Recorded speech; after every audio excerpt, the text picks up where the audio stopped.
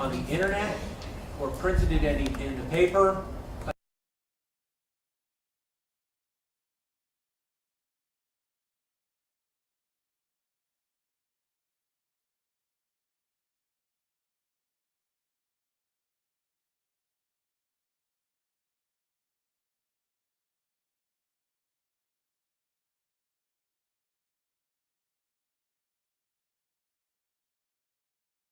Has to be based on what goes on in this courtroom. Everybody, doesn't that make sense? Next witness. Our next witness is Officer KIRK Anderson.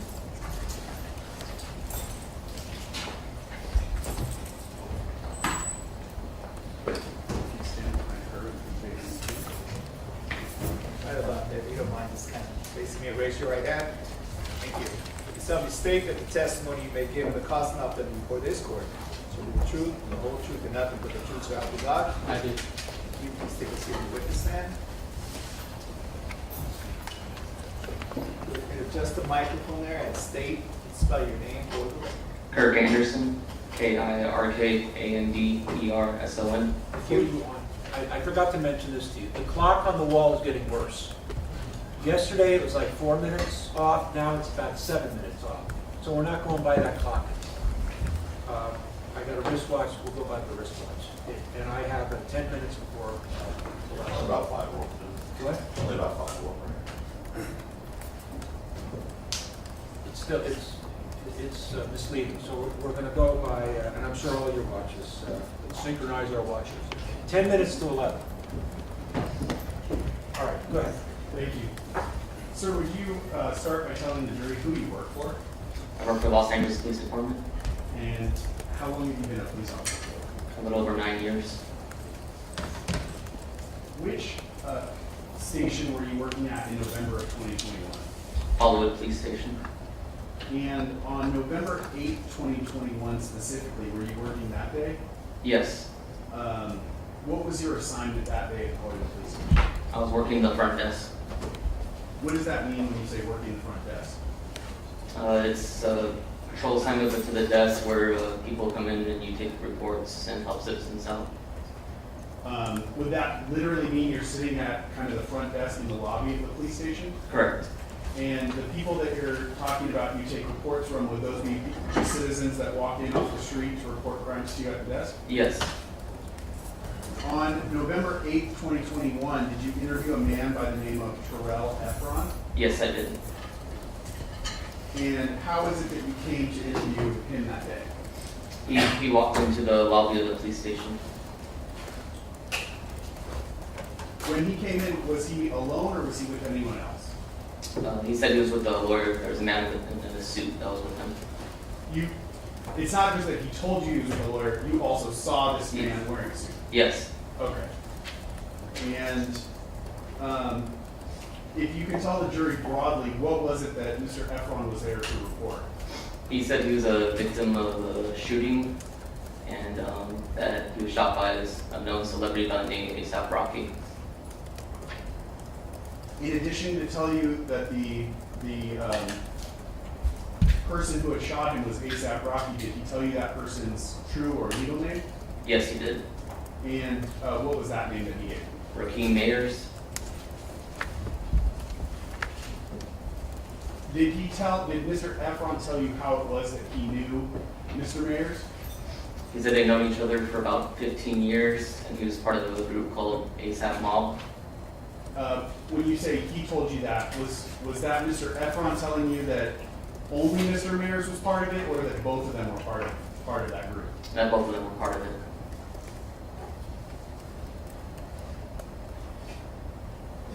Before we get to actual shooting that Mr. Ephron told you about, did Mr. Ephron tell you about anything that happened just prior to the shooting between him and Mr. Mayers? Ephron said that he heard that A$AP Rocky was talking bad about him over the cell phone, and that was the day prior to the shooting. Did Mr. Ephron tell you that he specifically heard the defendant talking bad about him, or that he heard about the defendant talking bad about him?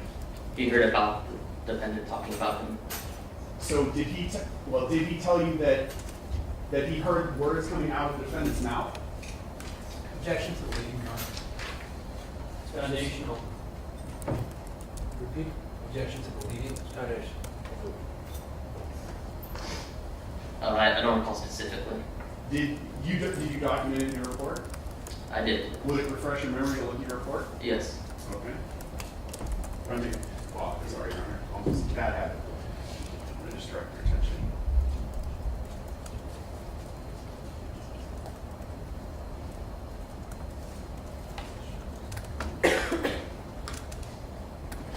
Does that refresh your memory to what Mr. Ephron told you? Yes. And did he tell you that he specifically heard Mr. Mayers talking bad about him, or that he heard about Mr. Mayers talking bad about him? He stated that he heard Mr. Mayers was talking bad about him. Okay. Did he give you any more information about how it was that he overheard that information? He did not. What did Mr. Ephron tell you that he did after he heard Mr. Mayers talking bad about him? He sent a text message to a friend that he said ASAP Rocky was being fake. And did Mr. Ephron tell you that that friend was a mutual friend of theirs, or just his own personal friend? I believe it was a mutual friend.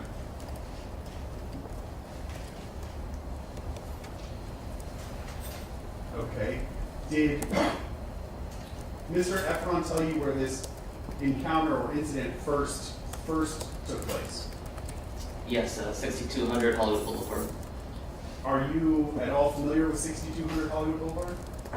I've driven by there. It's a major intersection area.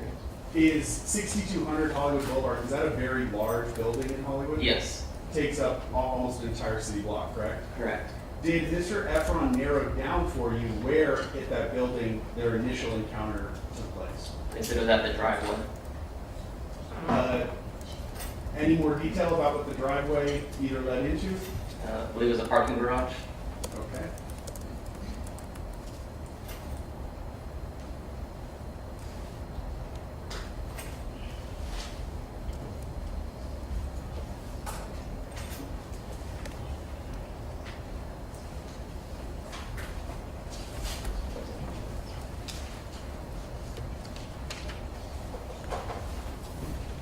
Did Mr. Ephron tell you when that meeting at the parking lot took place in reference to when the phone call was that he overheard where Mr. Mayers was talking bad about him?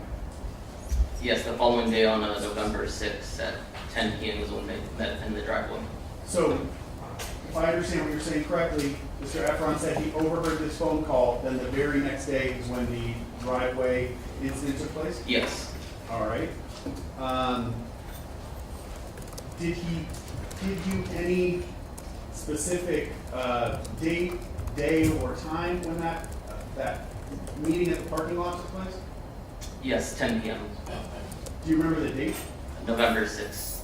And do you remember what day of the week that was? I don't. Would you have documented it in your report? I don't believe the specific day is documented. But November 6th of 2021? Yes.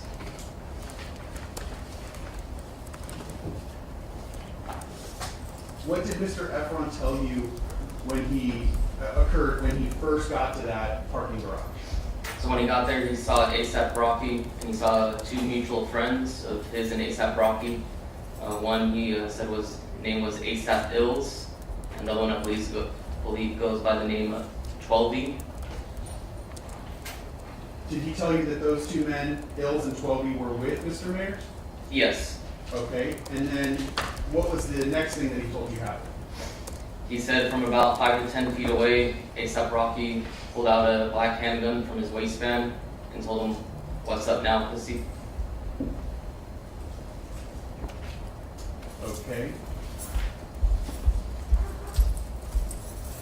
What did he tell you happened immediately after that? He then pointed the handgun at Ephron and said, "I will kill you right now," approximately 2 to 3 times. And then what did he tell you happened after that? ASAP Ills and 12B tried to intervene and de-escalate the situation, and they all walked over together to the area of Selma and Vista Del Mar. Did he tell you who, if anyone, was the first person to walk away? They were in front of him when they were walking to that location. When you say they, who are you talking about? ASAP Rocky, ASAP Ills, and 12B. All right. And what did Mr. Ephron tell you he did after that first altercation at the parking garage? Once they got to the area of Selma and Vista Del Mar, he said ASAP Rocky turned around and fired approximately 3 to 4 shots at Ephron. Okay. Before we get there, I want to go back to the parking garage really quickly. Did Mr. Ephron tell you at any point that the defendant specifically pointed the handgun at him? Yes. He told you, or yes, that he did? What did he tell you with regard to that? After he said, "What's up, pussy?" he pointed the handgun and he stated, "I will kill you right now," at Ephron. Okay. That was when you, okay, thank you.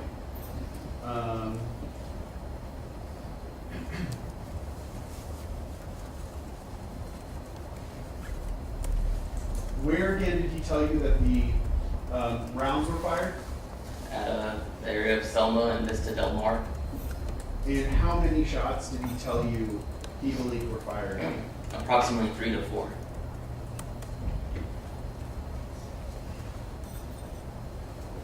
Did he tell you whether he was struck by any of the gunfire? Yes, he said he was struck in his left hand knuckles area. When he walked into the police station, you had a chance to observe him, obviously, correct? Yes. Could you see any injury to his left hand knuckle area? I did see an injury to his hand knuckles. Okay.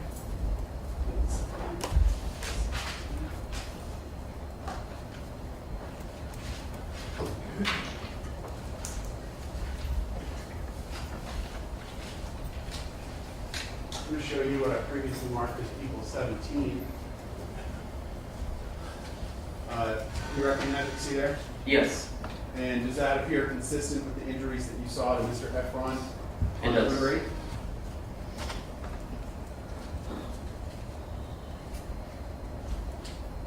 And you said that was to which of his hands? His left hand.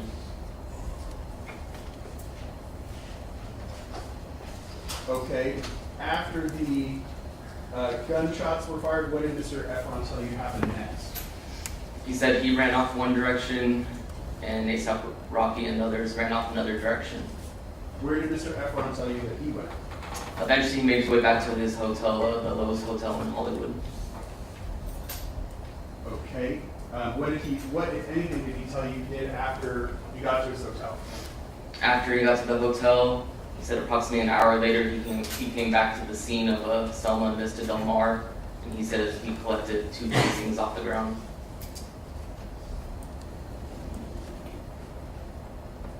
Did he tell you at all about documenting where he observed those 2 cartridge casings? Yeah, he provided a photo of the casings on the street. Did he actually show you a photo? Yes. Okay.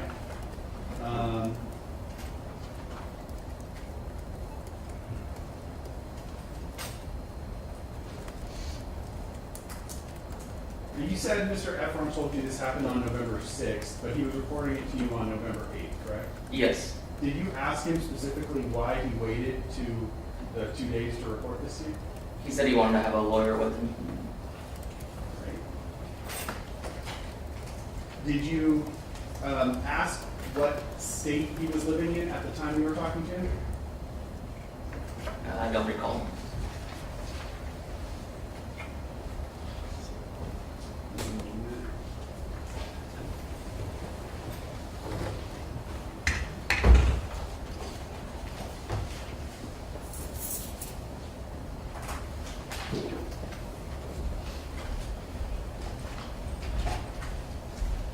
Direct you to the top cover page of your report if that assists you in refreshing your recollection.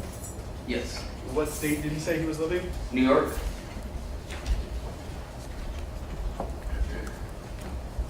And did you ask him specifically why he was in Los Angeles at the time?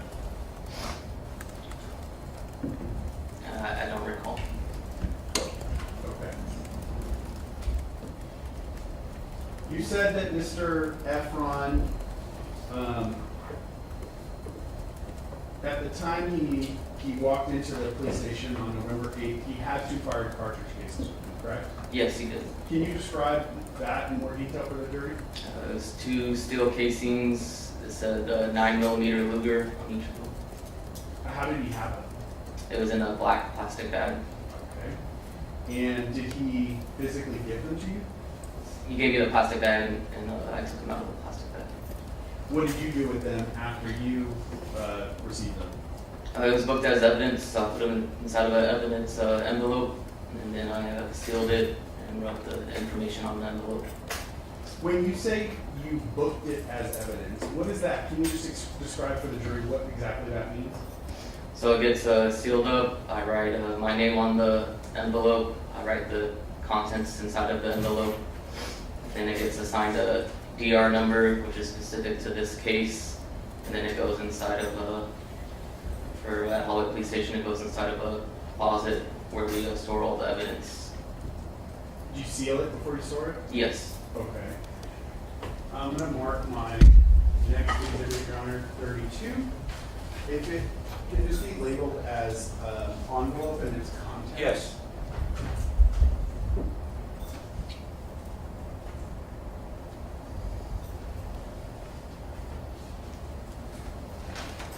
And I'm gonna write 32 on the front in the bottom right-hand corner on this envelope. Well, shows you mine, just put it up there. I'm gonna show you first the envelope and ask if you recognize what we see here. Yes. And what is this? This is the envelope for where I seal the casings. That's the information I wrote on it.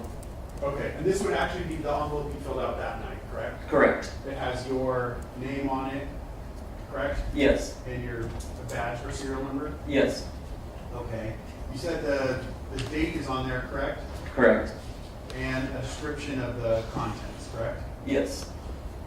You also mentioned this number at the top right that's labeled DR number. Yes. Is that number that we see there 2106-18784? It is. Is that number unique within LAPD to this case specifically? Yes. Specifically just this case. So there will be no other case in LAPD that also utilizes that? Correct. All right.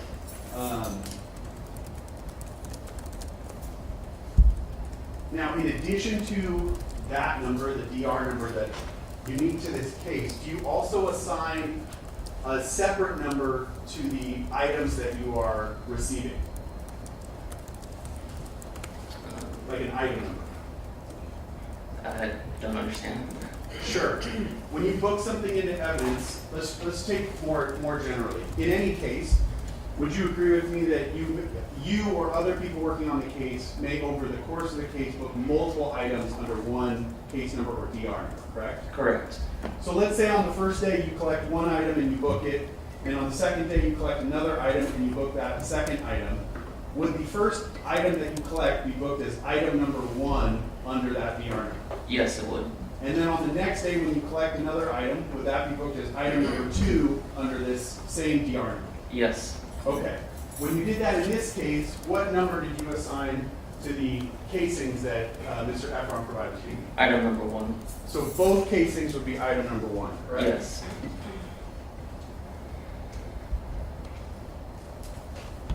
Now, once you go through that whole process that you talked about, receiving the item, packaging it, putting it in the envelope, sealing it, where does it go?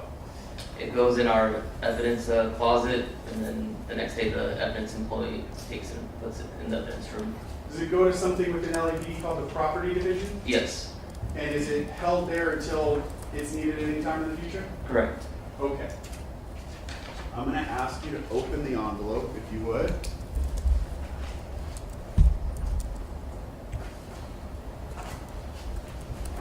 Do you have a knife or any way of opening it? Underneath. Wait, let's pull it up open. Use a knife. I want to do it cleanly.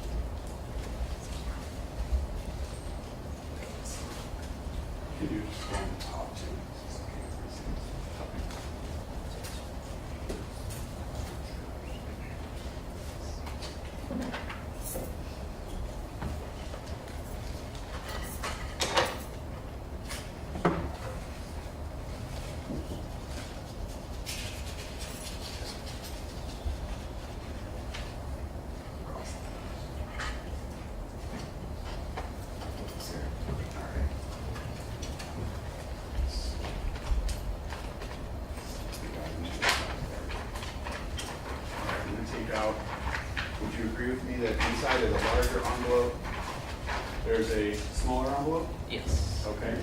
And it has a number 1 on it, correct? Correct. And it has the same unique DR number on it, correct? Correct. Okay.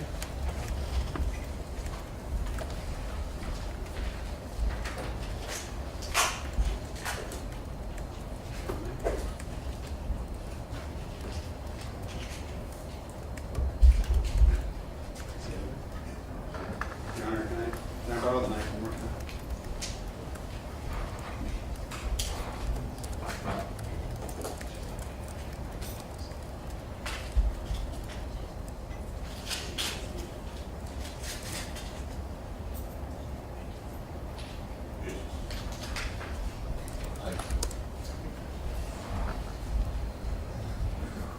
Okay. Officer Anderson, I'll put them on the Elmo here. One. CNTD.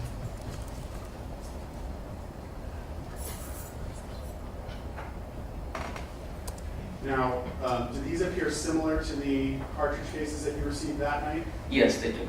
Do you specifically remember exactly the cartridge cases that were given to you?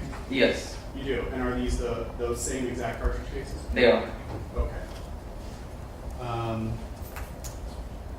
Are you familiar with what's called a head stamp on a cartridge case? I'm not. You're not. Are you familiar with kind of the words that are written on the back of the cartridge case? Yes. And in this case, what caliber of ammunition would these cartridge cases be? 9mm. 9mm Luger? Yes. Okay.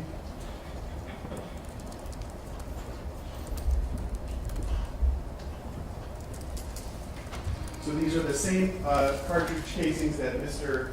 Ephron brought to you that you packaged up and booked into property division, correct? Correct. Okay. I got nothing else, Your Honor. I'm gonna, just for the record, I'm gonna put them back in the smaller envelope, and then I'm gonna put the smaller envelope back into the larger. All right. Who wants to question Officer next? Thank you, Your Honor. All right. Mr. Siegel, go ahead.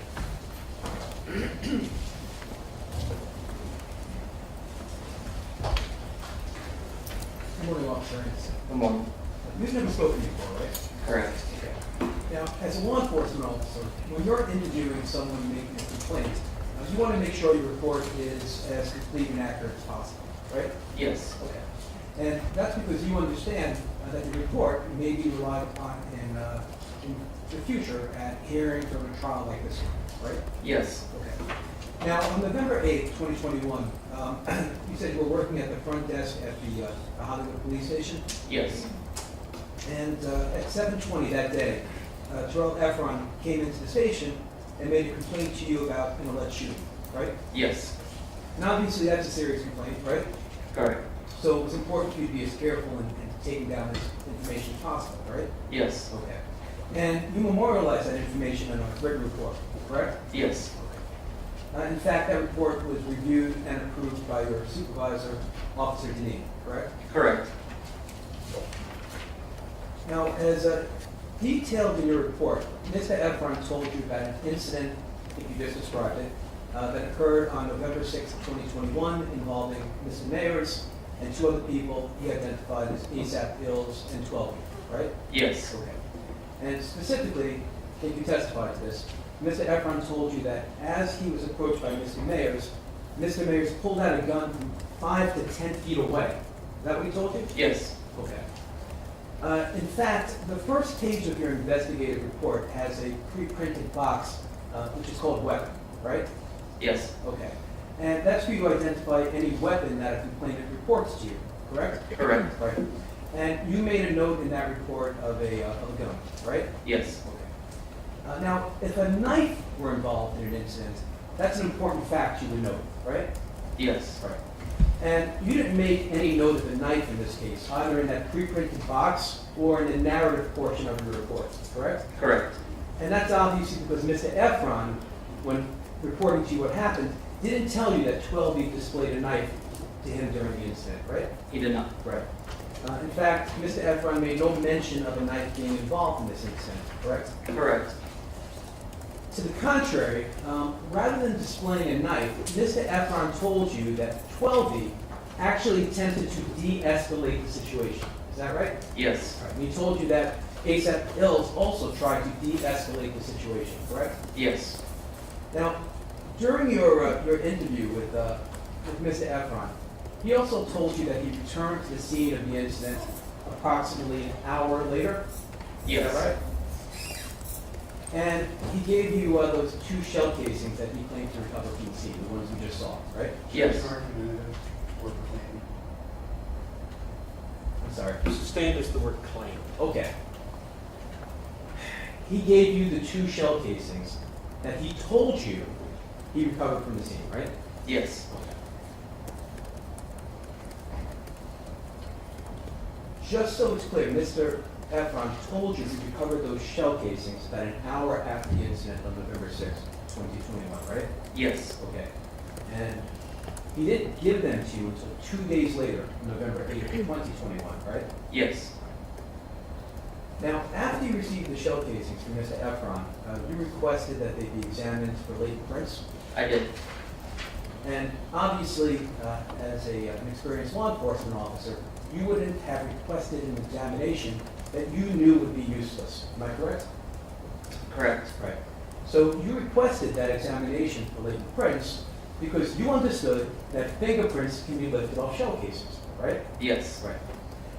Now, when speaking with Mr. Ephron on November 8th, 2021, he told you that he had a small scrape on his left hand from the incident, right? In yes, fact, you saw a picture of it on the screen, right? yes, Okay. And after him telling you about that small scrape and you seeing it, you clearly didn't see a need to get him an ambulance or some type of medical treatment, right? right, In fact, at that time, on November 8, 2021, you discussed with Mr. Ephron if any medical treatment, what if any medical treatment he already received for that small scrape. You asked him about that, right? yes, And what he told you was, I just treated it myself on the day it occurred, right? correct. Now, you were asked by Mr. Preswick about the reported statements that Mr. Ephron made to you, right? Yes, Okay. And to be clear, when Mr. Ephron made all of his statements to you, he had a civil lawyer standing next to him, right? yes, Now, you said, you asked Mr. Ephron why he waited 2 days to report the incident. And he told you it's because he wanted to have a lawyer present with him, right? yes, Okay. Did Mr. Ephron tell you that another reason he waited to report the incident is because he was attempting to contact Mr. Mayers' quote-unquote people, including his manager, Mr. Mayers' manager, trying to get money before he even contacted a lawyer? Did he tell you that? no,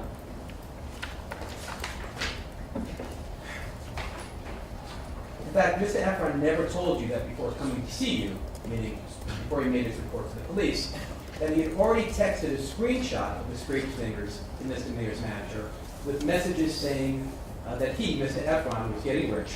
He never told you that, right? no, Assumes facts and non-evidence. I'm asking him what was told to you. Overall. And the answer was he never conveyed that to you, right? correct. Right. In fact, Mr. Ephron also did not tell you that before coming to the police, he had already sent a text message to his own business associate saying, quote, I want to get this N-word's money, referring to Mr. Mayers. He never told you that either, right? Right, And Mr. Ephron also did not tell you that before making his report to the police, before he came to you, Mr. Mayers texted him that Mr. Ephron was trying to extort him, that Mr. Ephron should stop calling Mr. Mayer's manager, and that Mr. Ephron should call the police. He never told you any of that, did he? He did not. Thank you very much. I don't have anything further. Thanks. Mr. Sullivan? How long did you estimate your interview of Mr. Ephron was?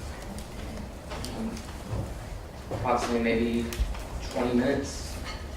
And included in that 20 minutes, some of that time have been you actually writing down or documenting things on your report? Yes. Is your report a verbatim transcript of what Mr. Ephron told you, or a summary? A summary. The gun that Mr. Ephron reported was pointed at him. Did he tell you what kind of gun it was? Meaning, was it a revolver or semi-automatic? He just said black handgun. Okay. Did you document something in your report that it was a specific type of gun? I'd have to review the report.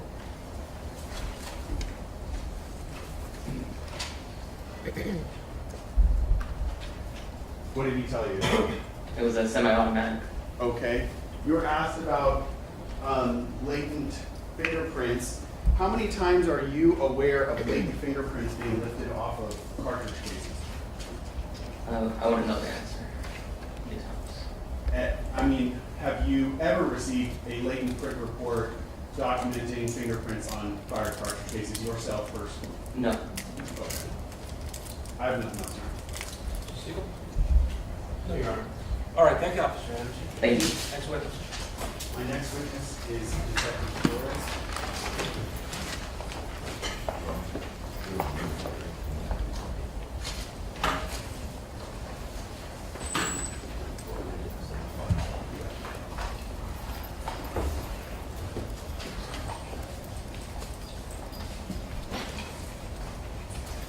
Raise your right hand. Thank you.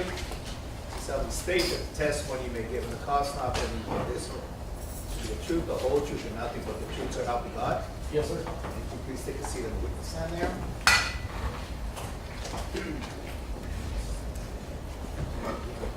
Again, please state and spell your name for the record. Yes. First name is Frank, F-R-A-N-K.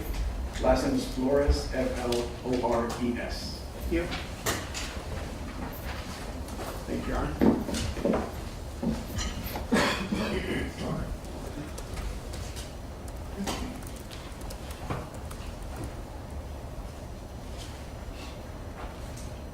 Sir, would you tell the jury what your occupation and assignment are? Yes, I'm a detective with Los Angeles Police Department, assigned to our robbery homicide division. Were you also in that assignment in November of 2021? Yes, I was. How long have you been a police officer for? Just over 29 years now. Were you one of the assigned detectives on this case? Yes, I was. Who were your partners on this case? I was assigned along with Detective Carlos Camacho and Detective Danetta Benefiz. And were you and your partners assigned this case on November 9th of 2021? Yes. After you were assigned to this case, did you go to the location where the crime occurred, and specifically to Vista Del Mar and Selma Avenue in the city and county of Los Angeles? Yes. What was your primary focus in returning to that location? Primary focus was to canvass the area for cameras, witnesses, any evidence related to the incident that was reported. And when you say cameras, would that be like surveillance video footage? Yes, I mean, anything private, public, anything that would have captured events from that night. Okay, I'm going to show you what I marked as equals 1. Do you recognize the area that's depicted here? Yes. Okay. I can turn on the little screen for you too, if that makes it Okay. easier. No, you have your back to us. Okay.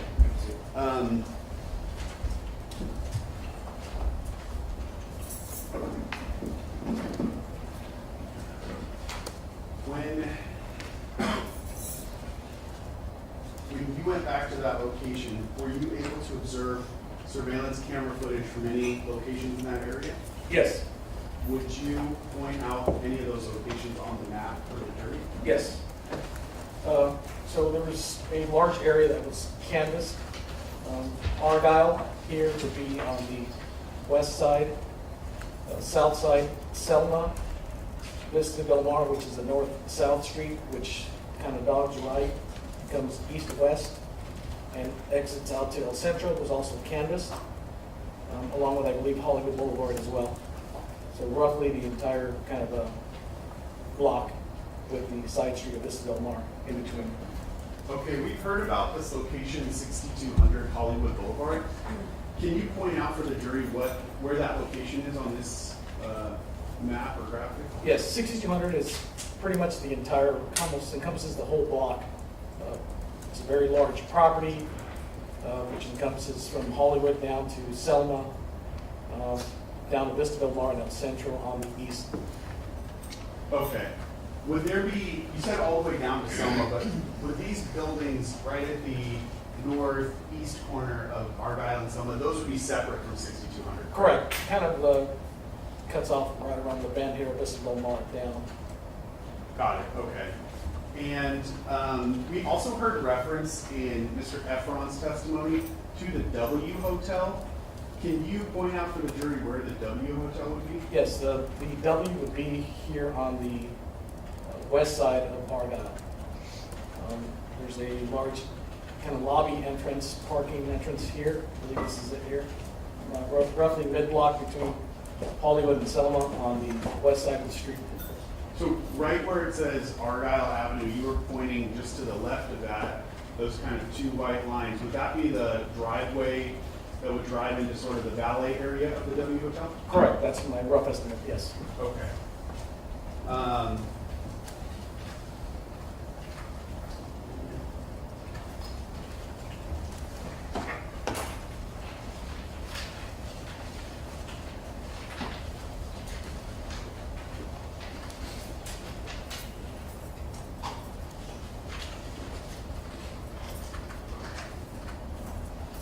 The locations where you observed surveillance video from, can you point out those locations? Yes. So the first point was the parking structure off Argyle, which is roughly just here on Argyle on the east side of the street, just north of Selma. The parking area where the first incident took place. As we continued the path south and then east, as we began northbound on Vista Del Mar, there were cameras here at, I believe it's the 1616 Vista Del Mar, which is a kind of privately owned building. And then beyond that, there were cameras attached to 6200 Hollywood Boulevard. In the windows, roughly kind of on the bend here, on the exterior of the base floor of 6200, kind of the rear end. As the street opened back up to North El Centro, there was an additional camera here at which roughly described as a kind of a loading dock to the building, which is on El Centro, just north of Vista Del Mar. Okay, Your Honor, if I may mark my next exhibit, equals 33. It's a single-page document with a photograph of that area of Vista Del Mar and Selma with annotations and markings on it.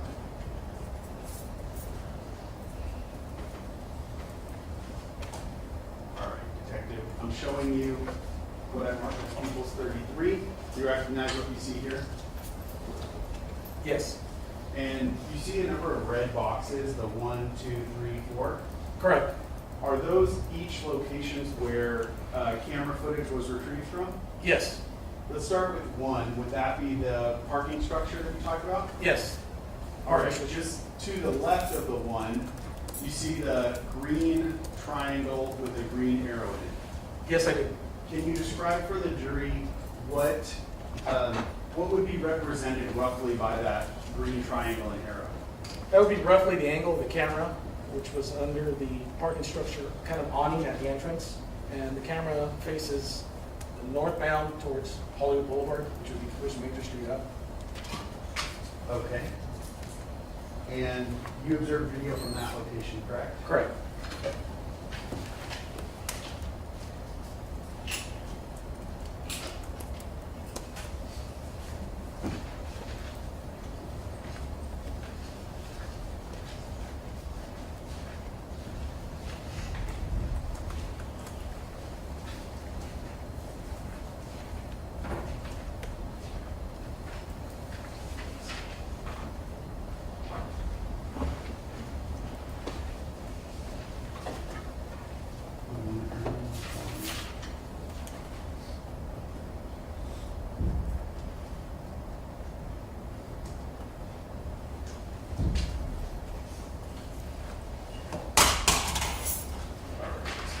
I'm going to show you people's 14.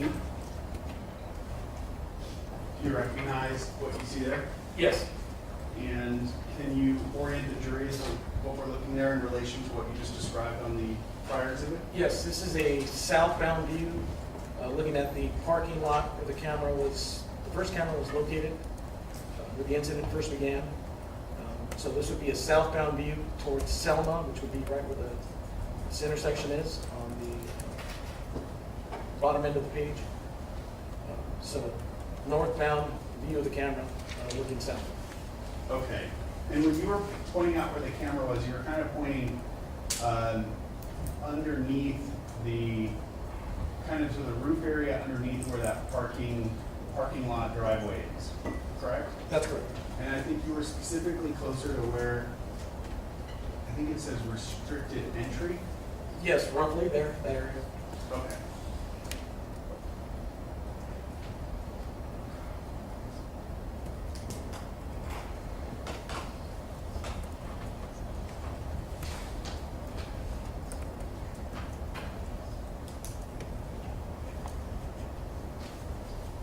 After you observed the video at that location, were you able to obtain a copy of it? Yes, after canvassing the area, we were able to get copies of different videos from different areas at different times. But yes, we did end up getting a copy of video from this specific camera. In order to get that specific video, was there anything that you had to do? Yes, What was that?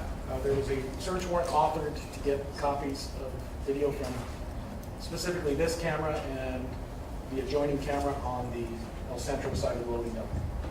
Okay.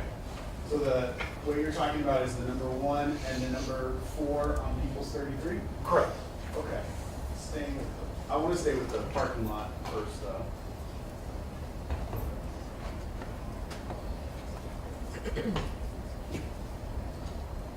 I'm going to pull up the video footage from that location.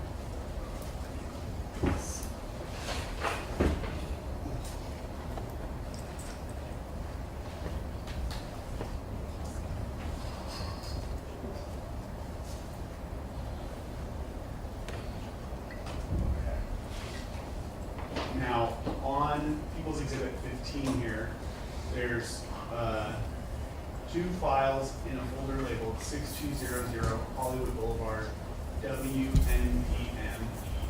And I'm specifically pulling up the one that says commercial parking entrance.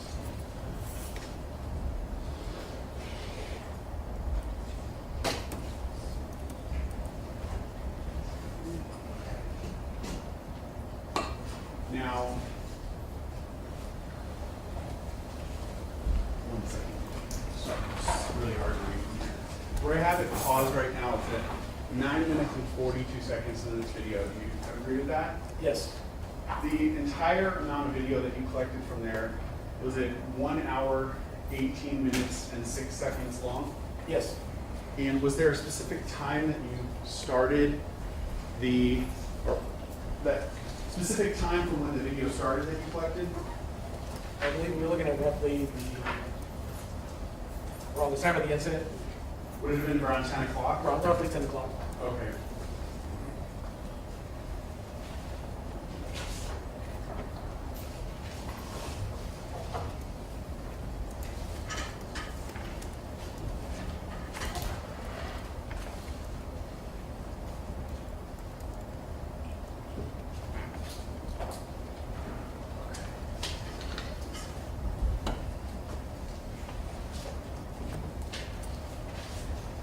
the video that we're seeing here, would this be the raw video footage that you received from that location?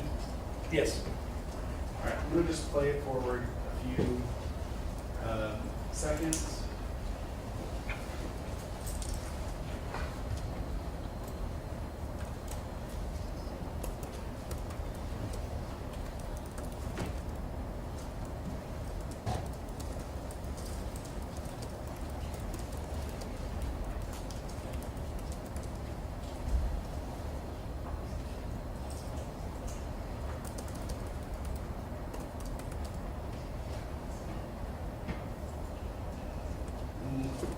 Back it up just a little bit. Not too far.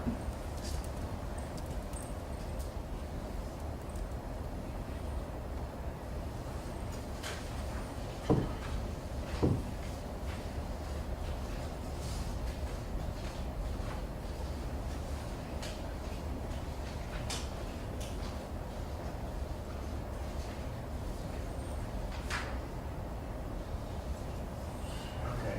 Detective, can you read the time that it's paused there at? Yes, it shows 10:15, 10 minutes, 15 seconds. Okay.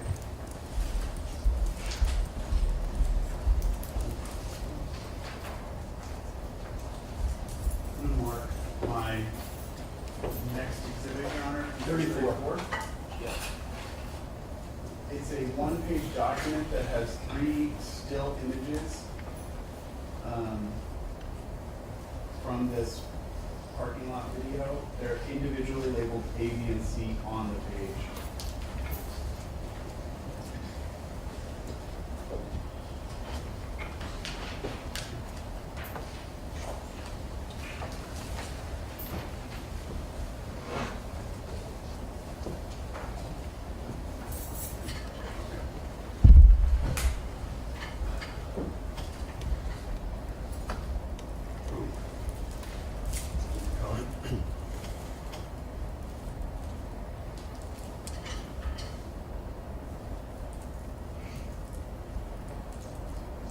I don't know why it's coming out kind of green, but.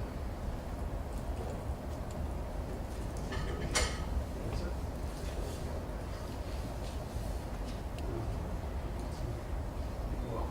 Well, it's a kind of an odd color up there, Detective, but do you recognize where those 3 still images are captured from? Yes, And what would that be? that's from the camera that was recovered at the parking structure.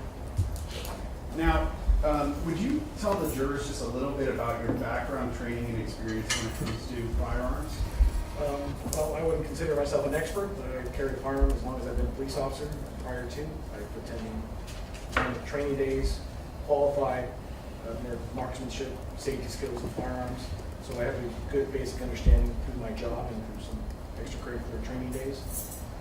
Now, in the course of your 29 years of experience, have you had an opportunity to use both semi-automatic pistols and revolvers? Yes, I've carried both. Are you generally familiar with the difference between those 2 types of firearms? Yes. And could you describe that to the jury? Yes, a revolver is kind of the older technology for the firearm, the original firearm. It's a wheel gun. It's a wheel where the gun is manually loaded with the ammunition, and after you fire, you have to manually unload it. Meaning, there's a lot more handling of the weapon. When you shoot it, it doesn't eject casings like a semi-automatic handgun. So it's also generally a lower capacity weapon, meaning most revolvers are limited to 5 or 6 rounds capacity. A semi-automatic is more of a modern era weapon. It's a magazine and cartridge fed weapon, which can hold a large capacity of rounds. Anything from a small semi-automatic can hold 5, 6 rounds up to 17, 18 rounds, depending on the size of the semi-automatic handgun. When you fire that gun, the difference is casings eject. Anytime you fire it, the casing will eject from the handgun to clear the way for the next round. Versus a revolver, when it fires, the wheel just spins to the next available chamber. So, A big difference in what you can see in the 2 guns is that wheel that you're describing on the revolver, right? yes, the revolver's fairly distinct. And when you watch this video or even observing the still images on the screen up there, based upon your background, training, and experience in law enforcement and handling both semi-automatics and revolvers, what is your opinion with regard to what type of gun that is, specifically between a revolver or a semi-automatic pistol? No doubt, semi-automatic. Okay.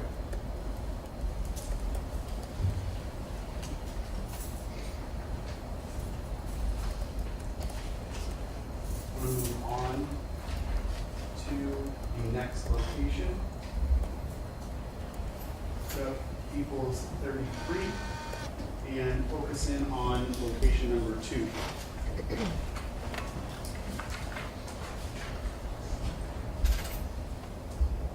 I believe you already said in your testimony that that location was 1616 Vista Del Mar Avenue, correct? Correct.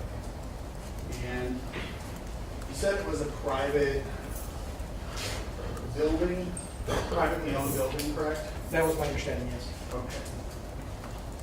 When you observed video from that location, were there a number of cameras attached to the location? Yes. Now, I have People's 33 up here, which I think will make it easier for you to explain, but if you would, could you explain generally how those cameras were, what direction those cameras were facing that were attached to that one building? Yes, well, basically, if you're looking at the green cones, they represent a camera that was facing in that specific direction. So the property kind of sits on the corner of the bend that goes from Vista Del Mar northbound to Vista Del Mar eastbound. So cameras face roughly, are placed around the building, facing different angles outwards towards the street. Okay, so the bottommost one on the building label number 2, that one, that would have been facing towards the intersection of Vista Del Mar and Selma, correct? Correct. And that's the grainy surveillance video that we watched a number of times, correct? Correct. The very next one to the left of that, it looks like it's facing towards, yes, that one, the 6200 Hollywood building. What area would that have captured? It's roughly, as the street begins to turn, that's roughly the front of the building. Would roughly cover kind of the pedestrian entrance to the building. Okay.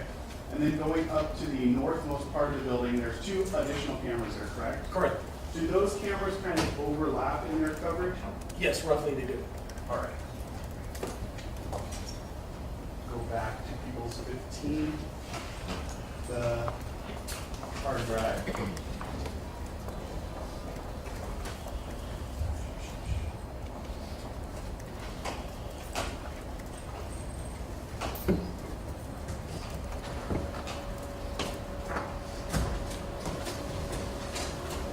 There's a separate folder labeled 1616 Vista Del Mar.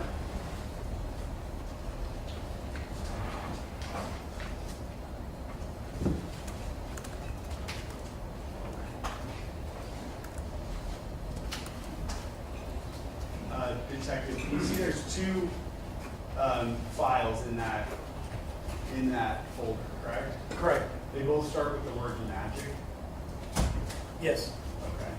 The first one ends in the number 3000. I'm going to open up that file.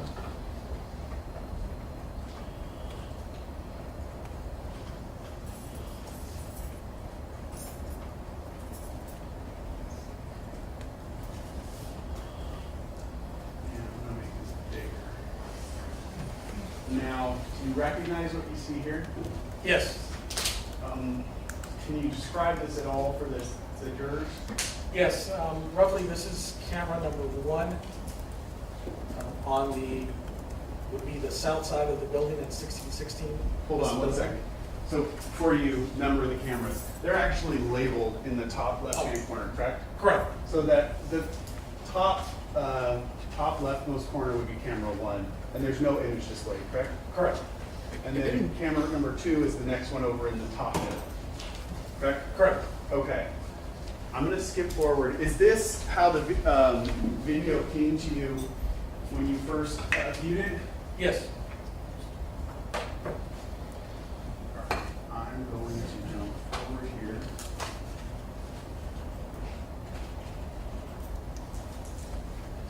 for me to see up there, so I'm gonna pull it over and then I'll bring it back for you.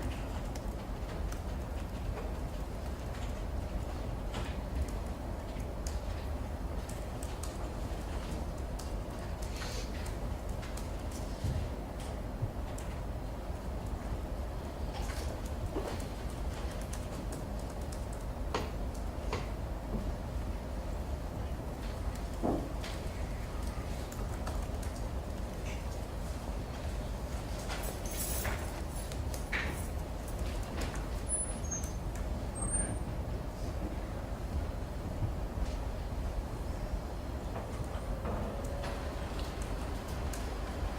So right now I have it paused at 22:16:55.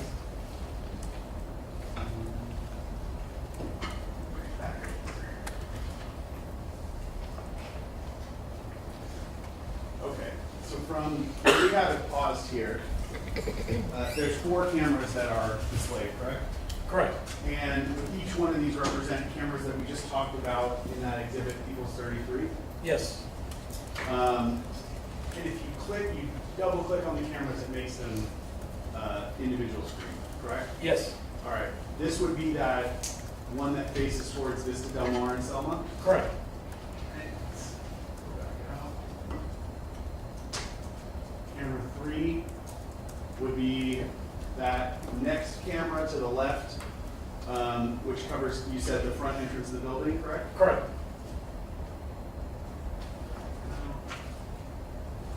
I'm gonna jump over to camera, is that 5? I believe it's 5. Correct.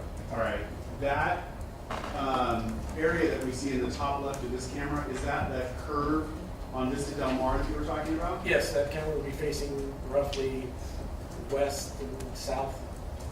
Towards the curve. Correct. And then the last one, camera 4, which direction would that camera be facing? That will be facing eastbound towards El Centro. Got it. Okay. And if you play these videos on this player, would you agree that the 4 cameras that are displayed there play simultaneously? Yes. So they're each playing what they captured that moment, correct? Correct. I'm going to start with camera 2. And we'll play it.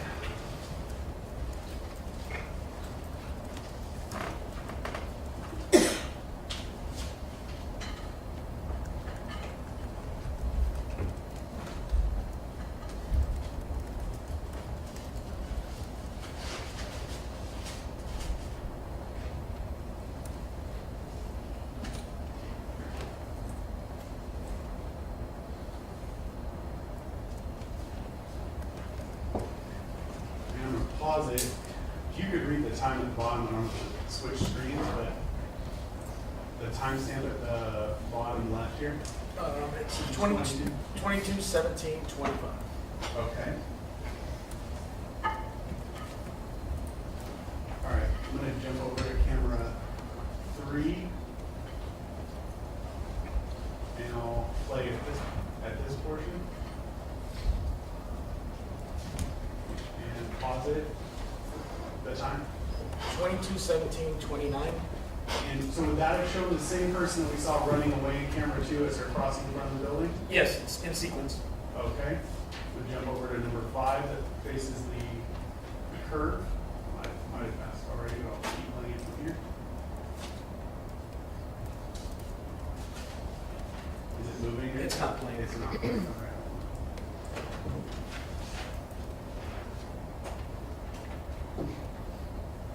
Now, would that be the same person that we saw from the last 2 cameras as well? Yes. Okay, and I'll jump to camera number 4. Is that individual now towards the top of the screen here? Yes. Finding it.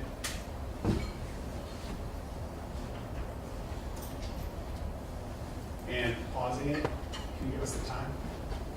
22/17/40. Would that be when the man in the black sweatshirt meets up with the person who's wearing the red jacket? Yes.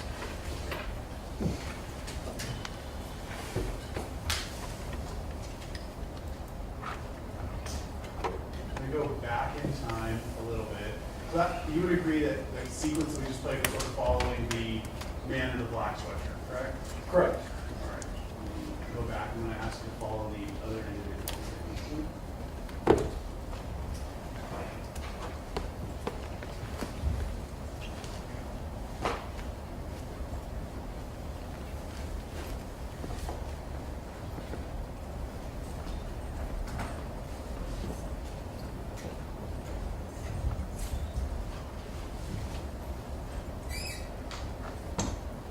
Before I hit play, would you give us the timestamp again? 22/16/57. All right. So we've gone back in time now, would you agree? Yes. And I will hit play from here.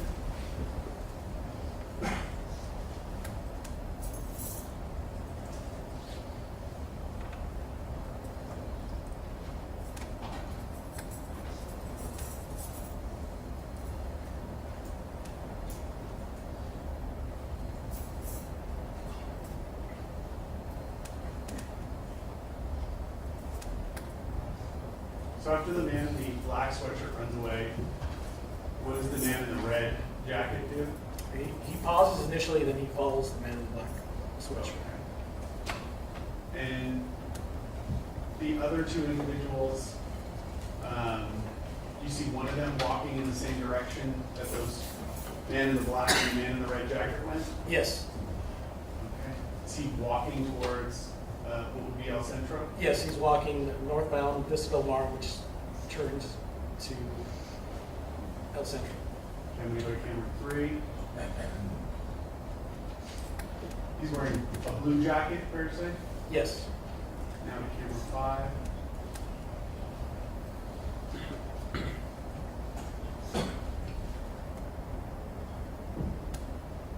And then lastly, camera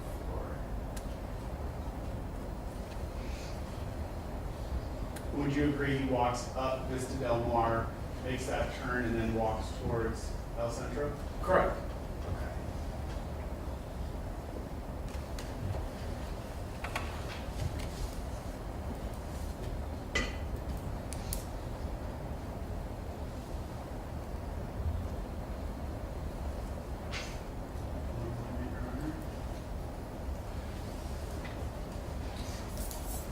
Okay. Do you recall the time, the amount of video that you collected from that location, the time specifically? I do not. I believe there's two clips, different portions for 16/16 Vista Del Mar. 1 second then. Okay, Your Honor, we have written stipulations that will be entered. Do you want me to mark them as Yes. entered? Okay. Yes. So let's mark them as 35. Your Honor, you give the instructions as to what the stipulation I is. think I already did that, didn't I? You did? You did. I've already did it. Okay. It's an agreement, it's just an agreement between both sides regarding the fact. Thank you. And the further would be that that stipulation would mean that once it's entered, that fact is proven. and Beyond a reasonable doubt. does not need to make determination. Okay. I'm going to put it up and I'll read it into the record. I'm going to start with stipulation number 1. The parties stipulate as follows. Stipulation number 1, surveillance video from 1616 Vista Del Mar Avenue. On November 9th, 2021, Detective Frank Flores and Carlos Camacho of the Los Angeles Police Department, LAPD, downloaded surveillance video from the privately owned business at 1616 Vista Del Mar Avenue in Hollywood. The video was originally recorded between 10:10 p.m. to 10:30 p.m. and 11 p.m. to 11:20 p.m. on November 6, 2021. The surveillance video contained in People's Exhibit 15 is a true and correct copy of that video. The system video date and timestamp are accurate to actual time. So, Detective, you were saying you collected video between 2 different times, correct? Correct. So from 10:10 to 10:30, that would be a portion of which was just played as we went through the video, correct? Yes. Then the next portion that you collected started a half an hour later. Correct. So Did you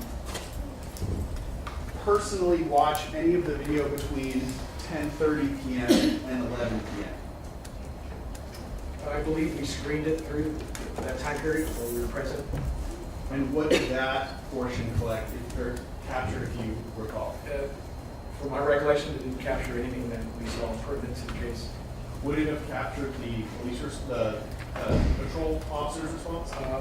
Yes, it would have. Okay.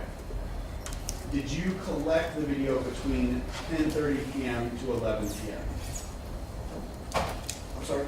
Did you collect that video though from 10:30 to 11 p.m.? No. And why did you collect that video? Again, we were focused on the time periods where the victim had indicated the incident occurred and he had returned. So you were mainly focused on collecting video of the actual shooting incident, correct? Correct. Now, we heard through the stipulation, and I believe through your testimony, that you also collected video from 11 to 11:20, correct? That's correct. So why is it that you collected video from that portion of the video? Again, there was indication that the victim said he had returned to recover evidence from the scene, so that's what we were trying to verify. Had you spoken to Mr. Ephron at that point? Yes, I believe we had spoken to Mr. Ephron before we went out to campus initially.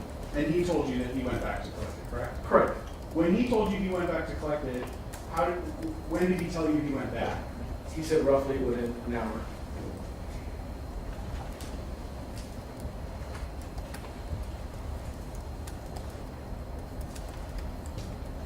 Okay, I'm gonna go to that second video. So it's from the same system, correct? Correct. Go down to the second one. I know we're getting close to noon, Your Honor, if I could just cover this one topic and then we can break. Let me get it queued up.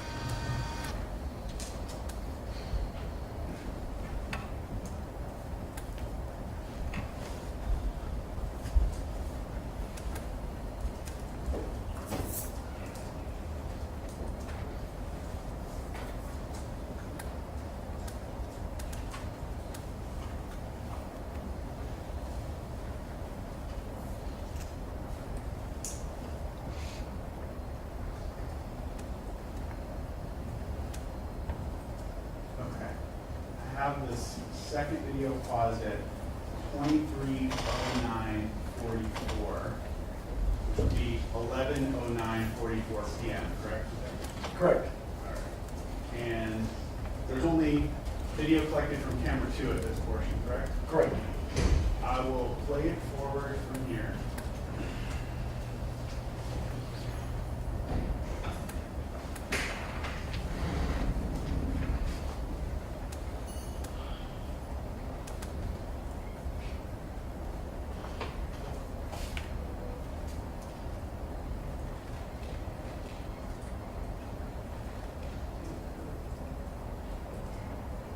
You see an individual with kind of a light colored top and a dark colored bottom or pants walking around that area? Yes, I do. Okay.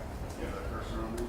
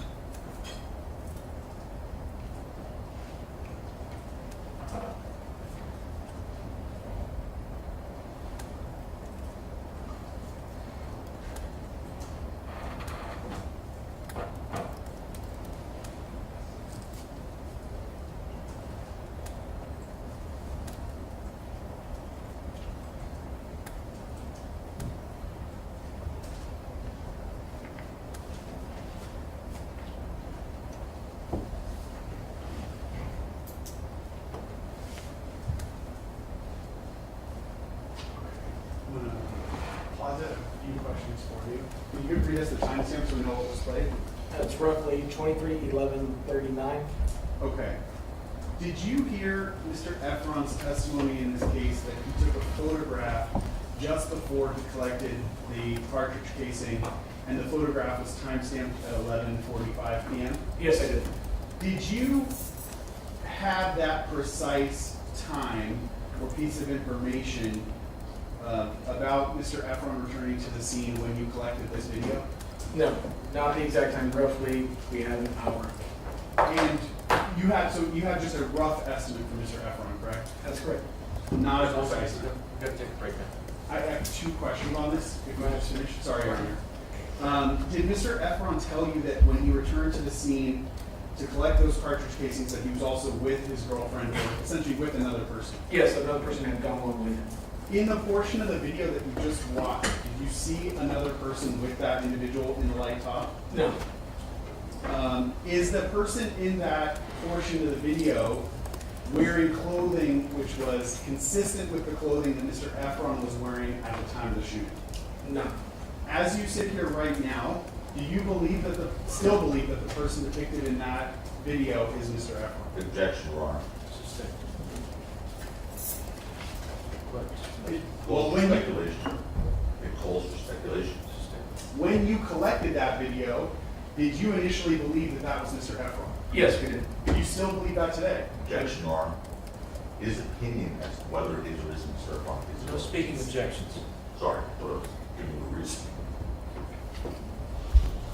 Can I give an offer of proof, Your Honor? Ask the question again. Yes. You said when you collected the video, you thought that was Mr. Ephron. The question is, as you sit here now, having more information, do you still believe that?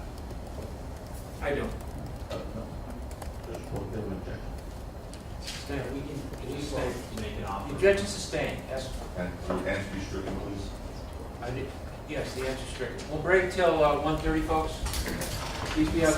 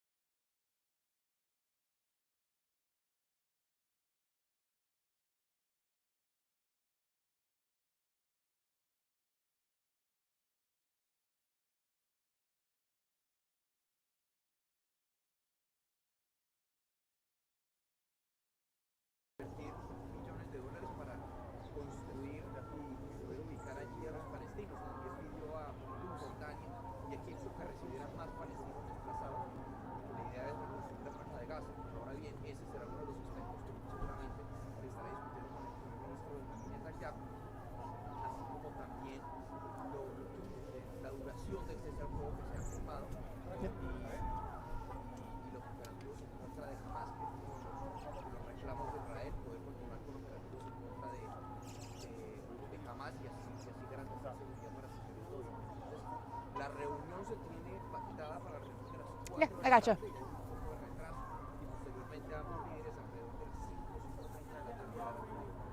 Okay.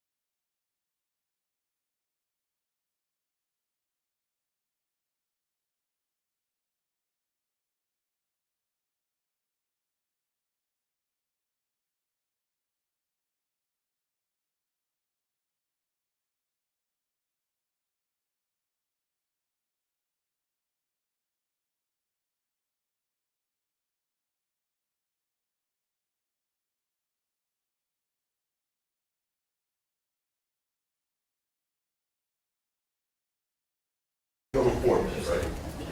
I have at least an hour. Oh, okay, I didn't know. Yeah, I know based on where we are now. So after the detective is the firearms person? Yes, you can be ready, Mark. Is he, and he's your last people's witness? Yes. All right, so That won't we happen. will get to the defense case tomorrow? Yeah, after that, or ballistic first. Yeah. Wait a minute, Your Honor, because I thought you made a ruling, and I changed my whole course at lunchtime, so now I have to lunch change my course, so if you need a minute, please.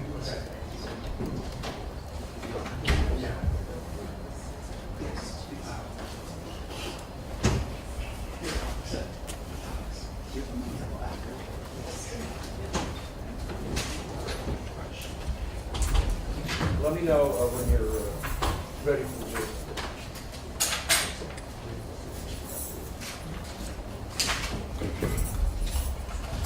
How much longer do you have on your examination? About, just rough, you know, I rough. honestly think about an hour. I have this and then the search warrant and then, you know. I have this thing I want to talk to them about before we go back on the premium jury, so. We don't need time. I just need a second. Go ahead.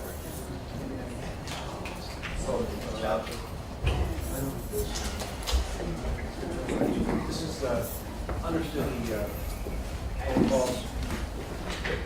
Really smart calls to, This has those two more large capacity magazines. So what I'm going to suggest is we open it out, come out, and from here, it goes to him, and then he opens it. One magazine. Your Honor, can I borrow your knife? Just wait a piece. Oh, well, by the way, why do you have that knife? That's crazy large. Never mind, I'll get out. it was a gift. Why do you look bad? You have a look like I'm a not mad, man. I'm never mad at anything. All right. I look bad while you're letting him hear You knife. make you think I'm That not makes you, mad. that feels I'm better. not mad. All right, good. Can I use the restroom? You can tell me what to do. Of course. Oh, yeah, right. It's the choice out there.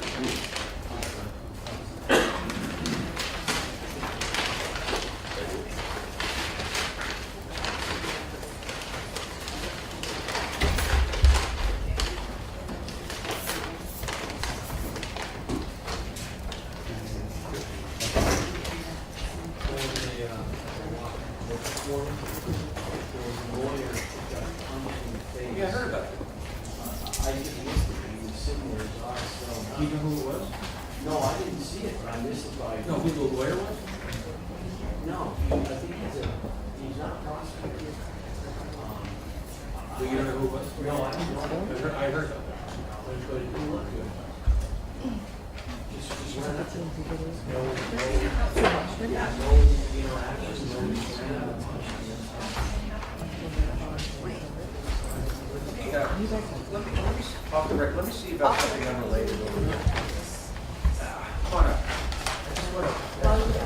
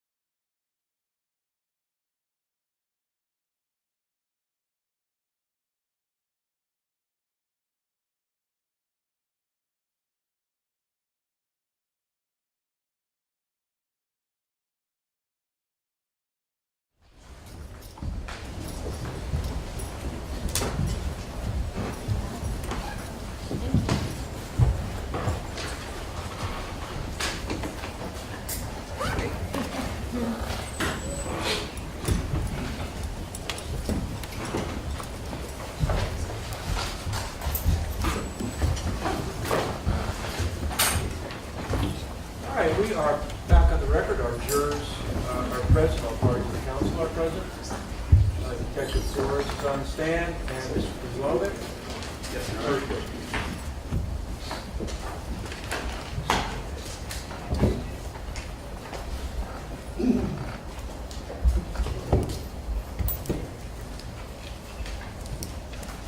So right before the break, I played you the video of an individual returning to that intersection of Vista Del Mar and Selma after the shooting.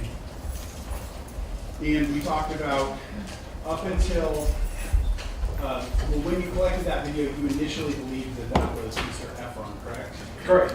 And the last question posed to you was, as you sit here today with the information that you know from his text messages, comparing his clothing, the timestamp on the text message, on the photograph, are you still of the opinion, or do you still believe that that is Mr. Ephron? I don't. Okay. There was a video clip played while Mr. Ephron was testifying, which was a portion of an interview that you conducted with him in, I believe it was, I want to get the date wrong.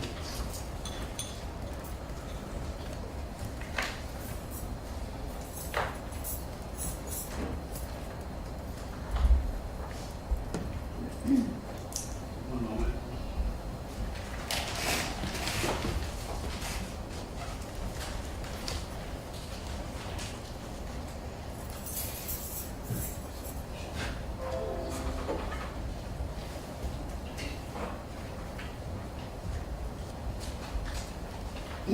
So, it's from your interview with him on December 17th, 2021. Specifically on page 3, lines 14, 15, and 16, where Mr. Ephron says to you, at this point you were showing him surveillance video, correct? Correct. And I believe, if you need to go back to the video to refresh your memory, we can, but I believe at that portion you were trying to cue up the video to show him. Does that sound accurate? Correct. And while he's sitting there, he says to you, and you see my girl, right? That was my girl I was with. You recall that? Yes, I do. At the moment that Mr. Ephron said that, were there, what was displaying on the video that he was looking at, or was he even looking at video at that exact moment? I believe this is a secondary clip of the time period which we thought he had returned to pick up the casings, which was, I believe, 23:10 hours But on you the were- day of the 6th. Okay, you were there when he made those statements. Correct. Yes. Did you receive that as him pointing out that that's my girl on the clip, or did you receive that as him asking you the question, do you see her on this? I took it as, do you see her? Not that he was specifically pointing something out. Correct. Okay. Let's go back to the surveillance video. And I want to move on from this location number 2,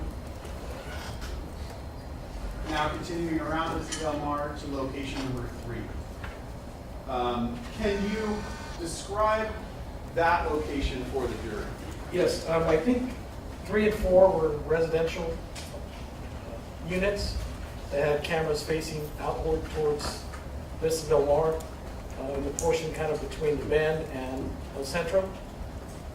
So, I just want to clarify, you said number 4 I'm sorry. was the loading dock, correct? Yeah, 3 is has the 2 angles towards Vista Del Mar, and yeah, 4 is facing El Centro. Okay. So 3 was a private residence that had cameras there, correct? Correct. Do you recall anything about the cameras, like where they were oriented, or? They were oriented, pointed kind of at street level. It's an apartment or a unit that's on the ground, so they were kind of facing out at kind of eye level, or from the window at eye level. Onto Vista Del Mar? Onto Vista Del Mar. Okay, and From the inside. let me pull up one of those camera angles and then ask you some questions about it. So I'm going, Your Honor, on People's 15. The second file is labeled 6200 Hollywood Boulevard residence. And within that, there's 3 video files. They're labeled, 3 files labeled camera 1, camera 2, camera 3. I'm going to focus on camera 2.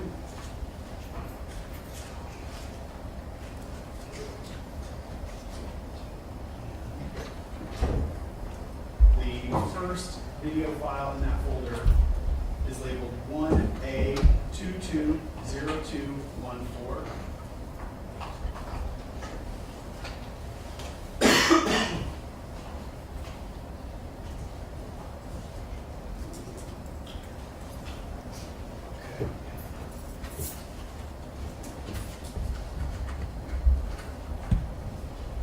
So, detective, I have this paused very early in the video. I can't honestly read the timestamp, but it's got to be very close to the beginning, correct? 3 seconds. Okay. All I want where this is paused is can you orient the jury to what we were looking at on this, from this camera angle? Yes, this street in front of us is Vista Del Mar as it comes around the bend from Selma. So the street comes up and this is the bend that leads to El Centro on the far left. The building across the street is part of 1616 Vista Del Mar. They have the different angles view from Selma up through Vista Del Mar and then here on the bend on the way around.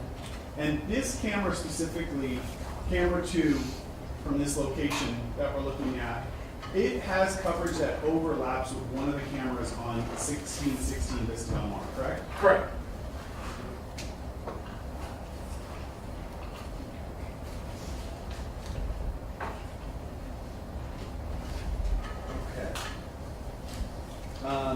Last feature I want to ask, a couple features I want to ask about is, this camera, did it only capture video or did it also capture audio?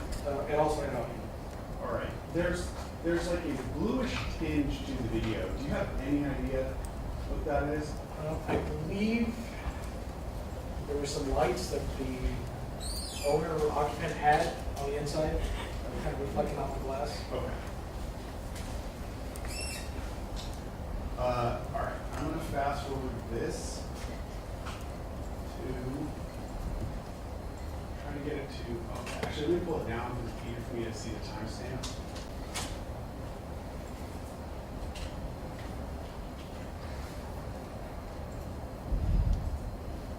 Okay.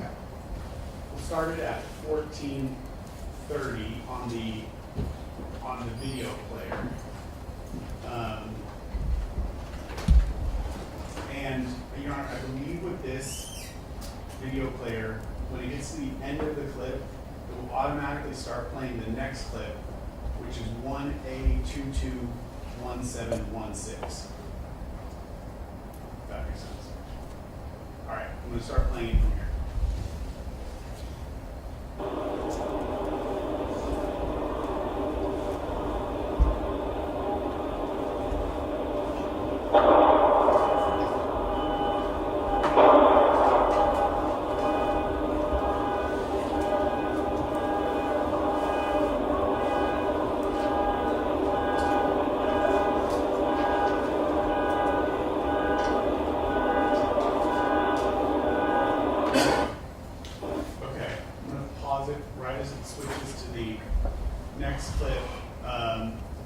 Detective, what did you hear in that short portion of the video that was played?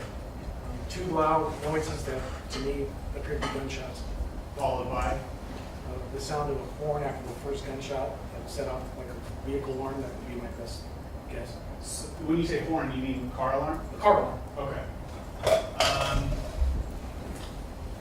Up to this point in the video, have you seen any people or any movement on the video itself? No, not at the point of that the shots are heard. Okay. I will continue to play it from here. Looks like it jumped away. Sorry, Your Honor.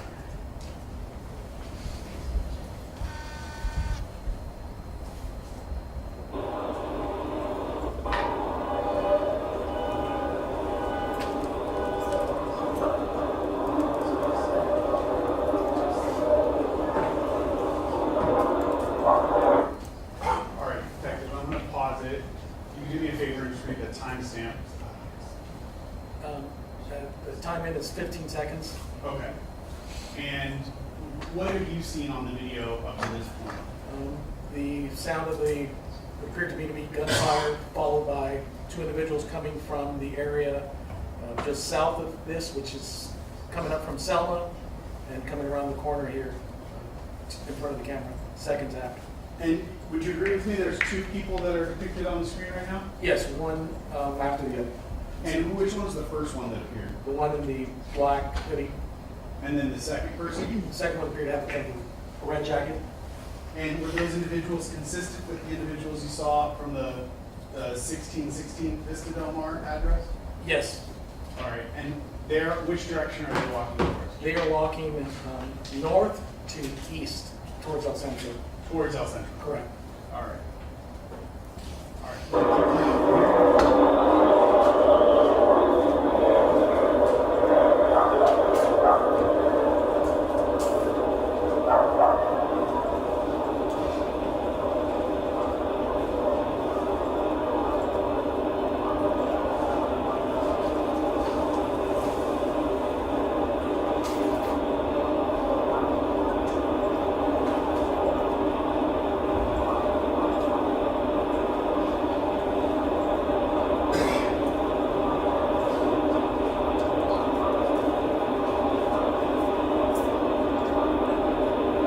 All right, let's pause it there. Can you tell us the time on the video player? Sure. It's 55 seconds in.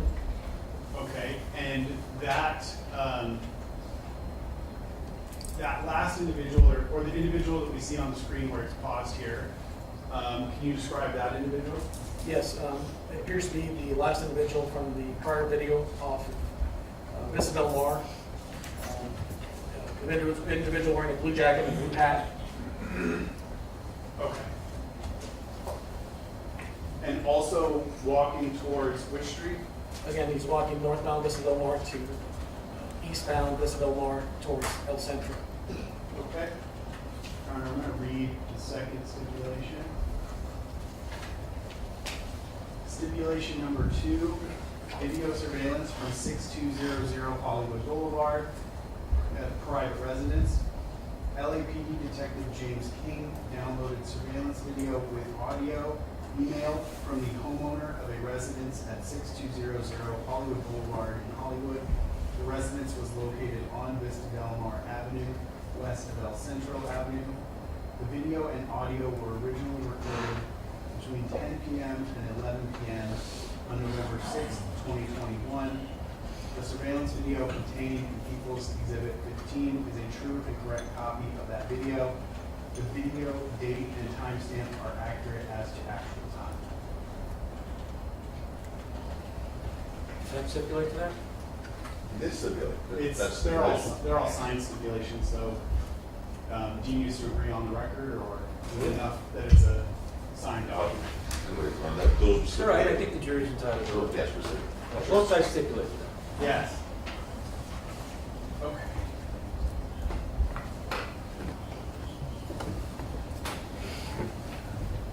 Okay, I'm gonna go back to People's 33. Now, so far,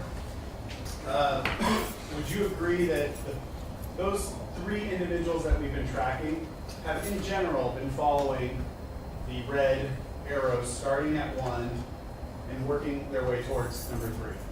Yes. All right. And then if they continued on that path on Vista Del Mar, they would get to El Centro, correct? That's correct. All right. And I want to go to location number 4. That was, you said earlier, was a loading dock. Correct.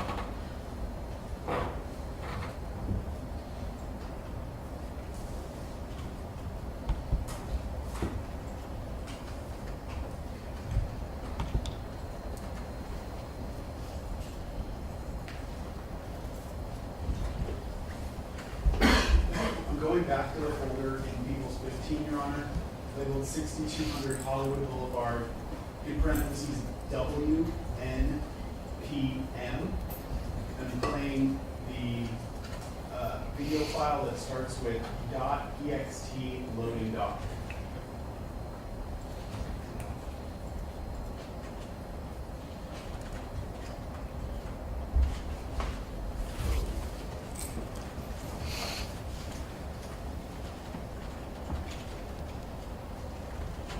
Detective, where's that pause on the timestamp? Can you 7 minutes, 24 seconds in.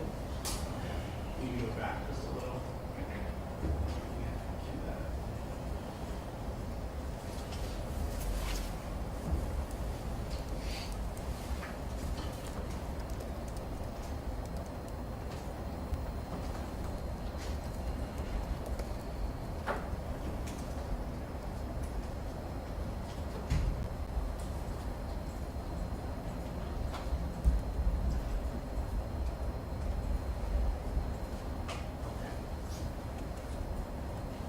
Would you read the timestamp for us? Yes, here on the lower left, it's 6 minutes, 39 seconds. Okay, on the video player, correct? Correct, on the video player here on the left corner. Okay. Can you orient the jury, as this is paused, what the features of the video are? Yes, so this is the loading dock, which is facing El Centro here, which is the main street in front of it. To the right is the street here, where the pointer is. That's Vista Del Mar, where Vista Del Mar meets El Centro. So these individuals are coming in off of Vista Del Mar, walking northbound. The street up from this location is Hollywood Boulevard, which would be north. So we're looking at a kind of a southerly direction. They are walking northbound. Okay.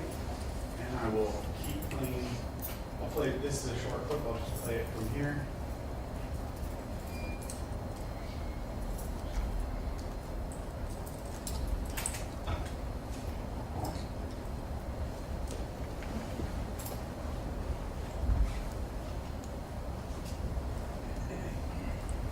All right.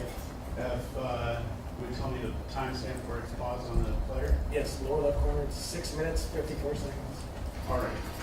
I know there's a number of individuals on that video, but the two that walked from the direction of Vista Del Mar towards Hollywood Boulevard, can you describe them? Yes. One of the individuals is wearing a black hoodie with kind of a design on the hood. The other individual is wearing a kind of distinctly colored, kind of reddish jacket with black. Okay.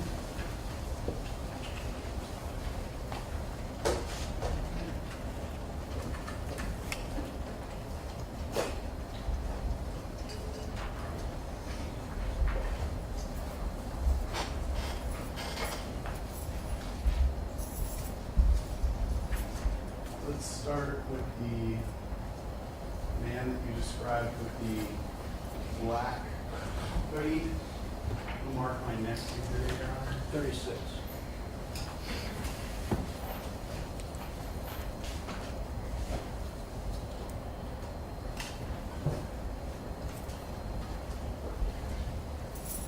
It's a document with two still images from the surveillance video side by side.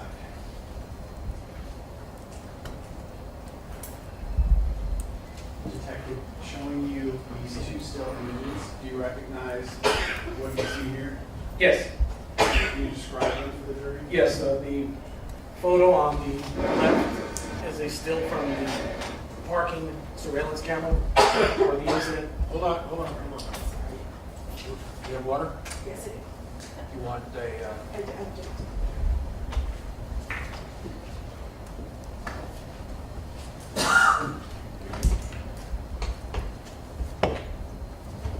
you want a break?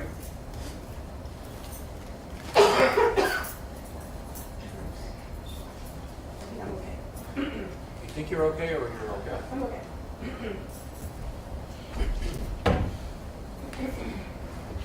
May you continue with the answer? Or we still want to? Hang on, I mean, Fine. okay, yeah, go ahead.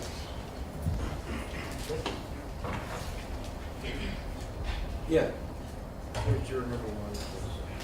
You're all right. Again, the photo on the left is a still from the first surveillance camera located at the parking kind of lot entrance. And the second is still off the camera from the loading dock on El Centro. So one on Argyle, one on El Centro, kind of the start and the end of where we kind of started capturing video, kind of the last point where we captured video. Okay.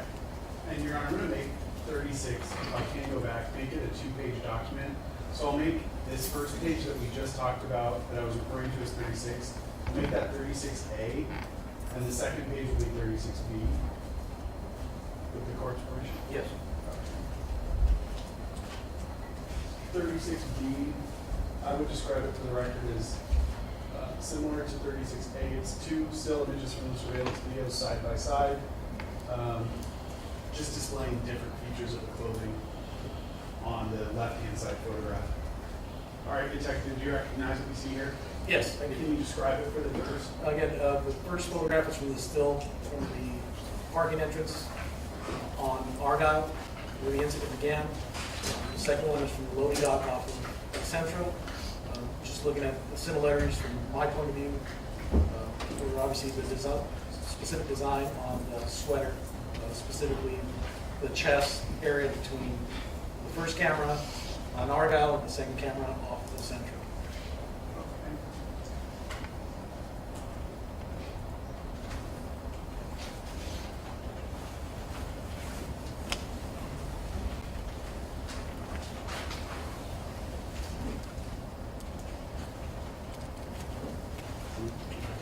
I'm going to mark 2 more exhibits, 37 and 38.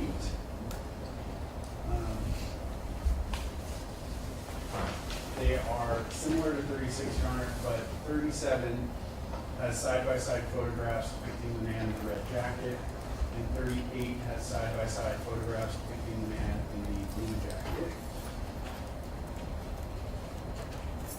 All right, Detective, showing you equals 37. Do you recognize what you see here? Yeah, yes. Can you describe, well, just describe this for the jury, if you would. Again, one's a screen capture from the surveillance camera off of Argyle, the parking lot entrance. The second one is a screen capture image from the loading dock entrance off of El Centro. Specifically looking at the red box that's outlined, there is a kind of the right shoulder area with an individual wearing a jacket that is consistent with the individual off the second image off of Centro.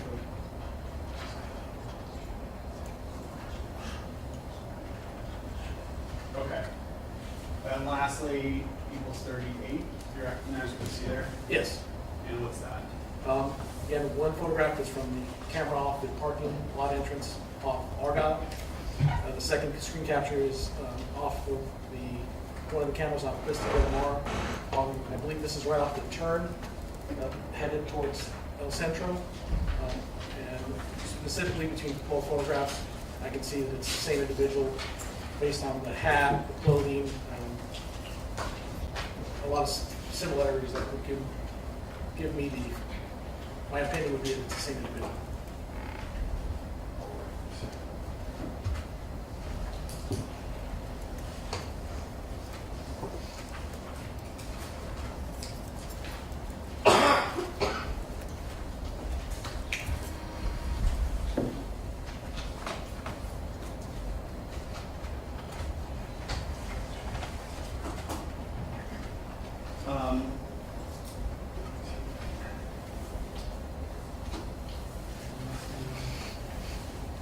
As the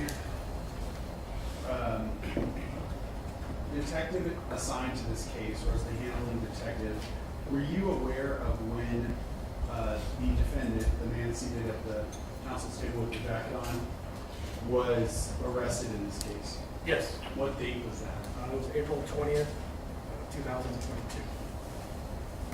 And where specifically was he when that arrested? It was at LAX, Los Angeles Airport. Okay. That same day, did you search any locations? Yes, we conducted a search pursuant to a search warrant of his residence. Okay, and we have agreed to refer to that residence as his West Hollywood home, so if you would not state the address, please. Yes, In order to conduct that search, did you obtain a search warrant? yes, we did. And were you personally present when his West Hollywood home was searched on April 20th, 2022? Yes, I was there. I was present. Would it be fair to describe that house as a relatively large house? Yes. How, in general, was the search of that house conducted? It was conducted with a team of officers and detectives that assisted search, securing the location primarily first, and then going through each room and area systematically looking for specific items that we were searching for related to this case. And when you say there was a team of people, did you kind of split up the room so that one part of the team would search one room and another part would search another room? Correct. When anything of significance was located, what would be your involvement in that?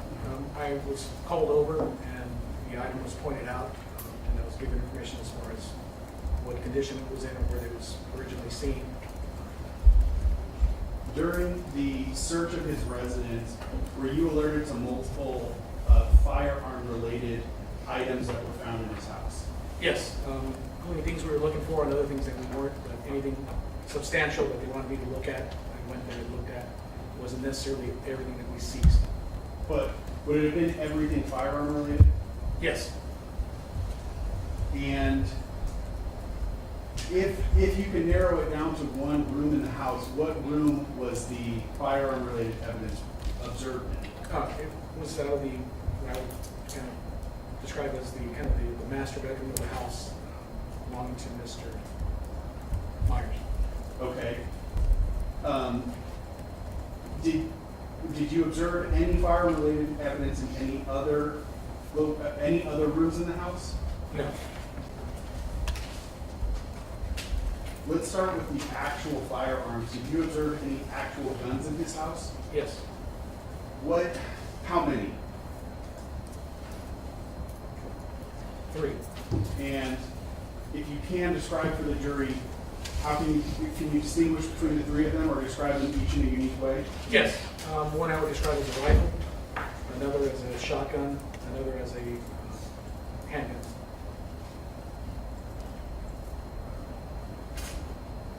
Okay.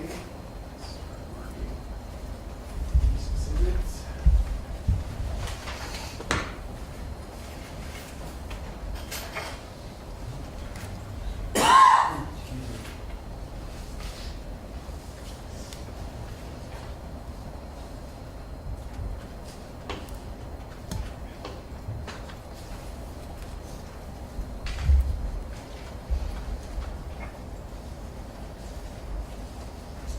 I have 6 pages. If they may be marked as People's 39, A through F.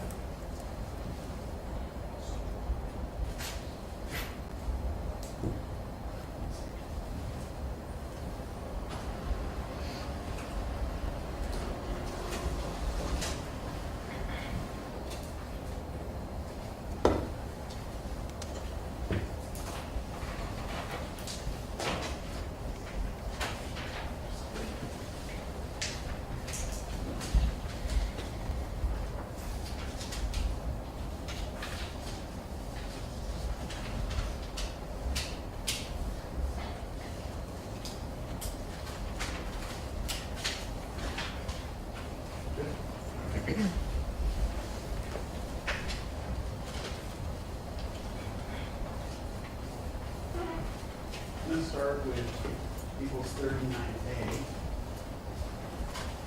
Do you recognize the area that's depicted in this photograph? Yes, I do. And what would this be? That is the angle of the master bedroom facing the bed. Okay. Would you agree with this be the same room that you've been talking about where the firearms were specifically located? Correct. All right, we go over to 39B. Do you recognize what you see here? Yes, that's a side table adjacent to the bed. Okay. There's an item with a red rectangle around it, just above that side table. Can you make out that item? Yes. What is that? It's a handgun.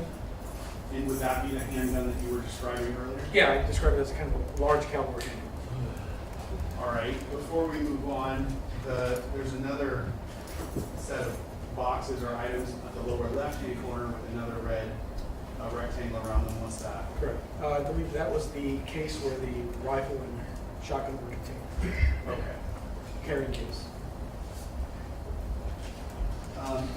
Let's start with the handgun. That item, would you agree it was directly behind essentially like the headboard of the bed? Yes, kind of behind the bed. All right. I'll show you 39C. Do you recognize what you see there? Yes, What is that? that's the handgun. Again, I would describe it as a large caliber handgun. Just a close-up of the same gun we just pointed out. Correct. Okay. Do you know what caliber handgun that was? I believe it's a 44 caliber handgun. Are you positive that it was not a 9mm handgun? Yes.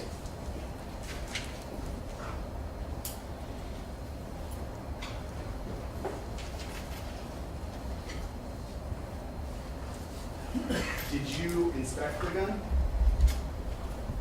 I saw it where it was, and as the detectives that found it or located it came to me, I don't recall picking it up and handling it myself.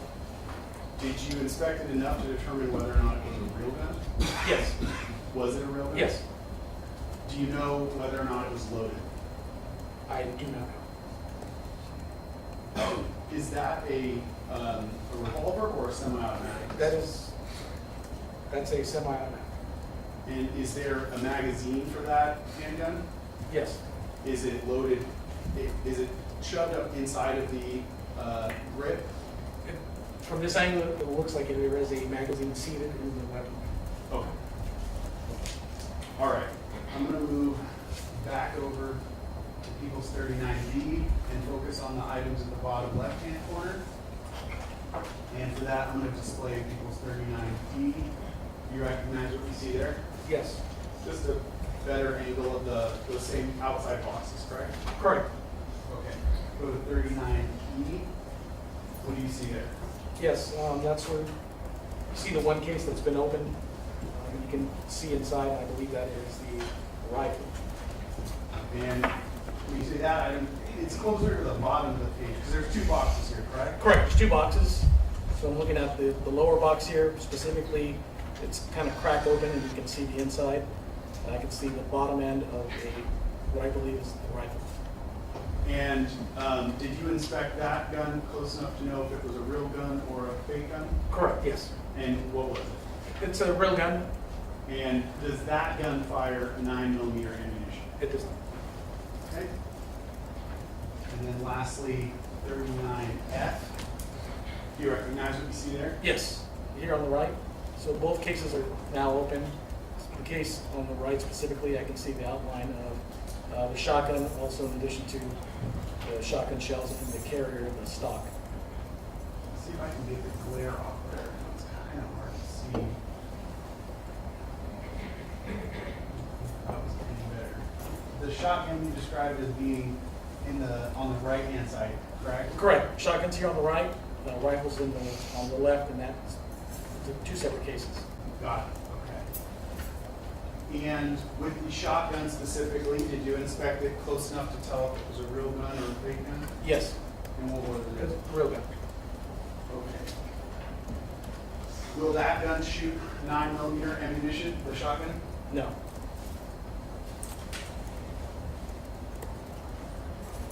Did you collect any of those guns? No. Why not? They weren't part of what we were looking for pursuant to the search warrant. And was that specifically 9mm caliber handgun? 9mm caliber weapons or the evidence of possession, purchase, anything related to a 9mm, specifically 9mm handgun. Okay. Those three guns in that location, would that be where they were when you first observed them?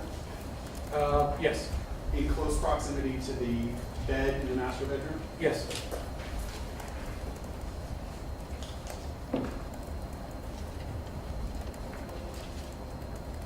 Okay.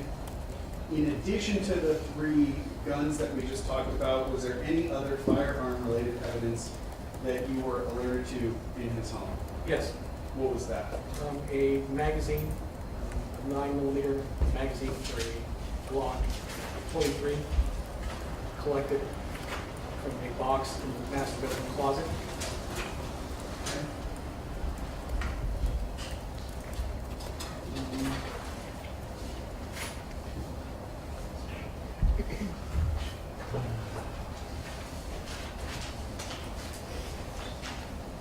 Here, I'm gonna mark two more photos.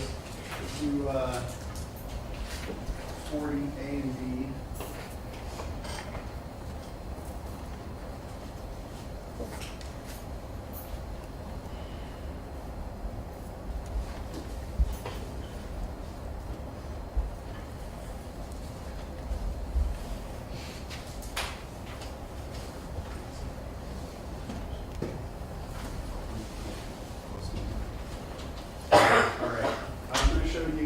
Start with People's 40A. Do you recognize what you see there? Yes.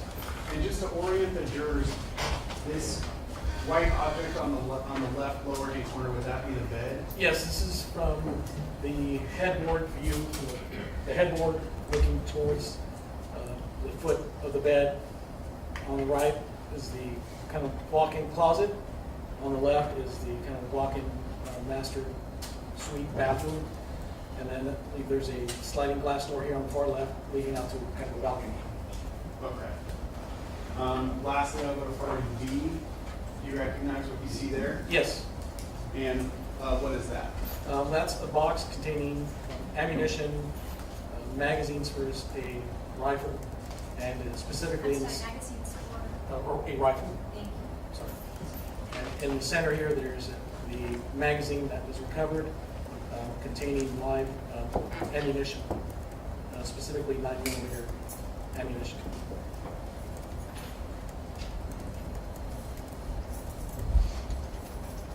In that photograph, underneath the magazines, it looks like there are a number of boxes. What are those boxes? The boxes underneath are ammunition, I believe, that was consistent with the rifle that was in one of the cases. Were any of those boxes consistent with 9mm ammunition? No. You said that magazine was for a 9mm handgun, correct? Correct. A smaller one? Yes, I believe it's a Glock 43. Okay.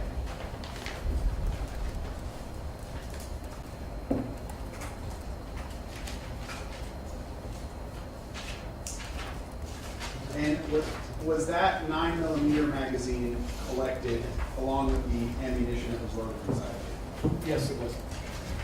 I have two envelopes here, Your Honor. In agreement with the defense, they are inner envelopes that were taken out of a larger outer envelope. Another item that was in the outer envelope is not being used, so it is being returned to the detective, and we're just using the inner envelopes. So that's part of 32? Or do you want to mark it separately? I think I want to mark it separately, Your Fine. Honor, and I'll mark each of the envelopes separately, just so we don't get them confused. First one's going to be 41. I'll mark the magazine as 41.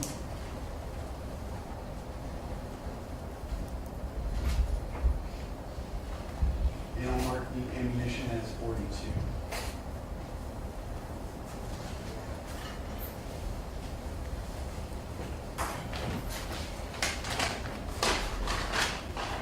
These envelopes were open as the jurors will want to see, Your Honor, so they are previously open.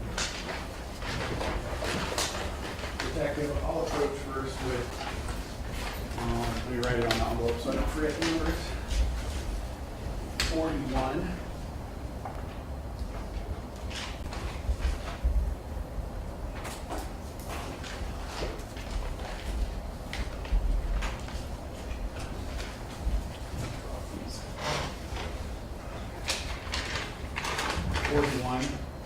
Do you recognize that object?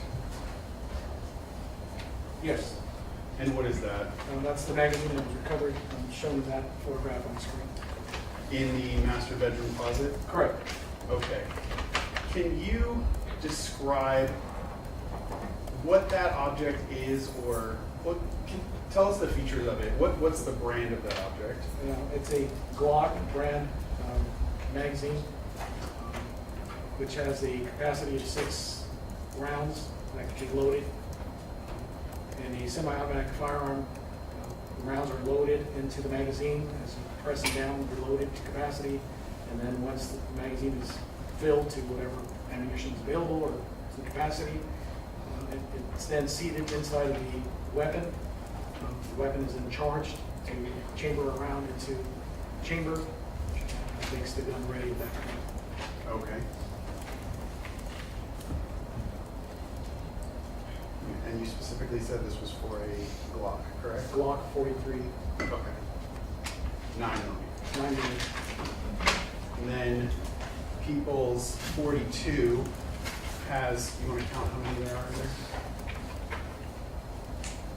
There are 6 live rounds of ammunition for all 9mm. Are they all the same make and model? Yeah.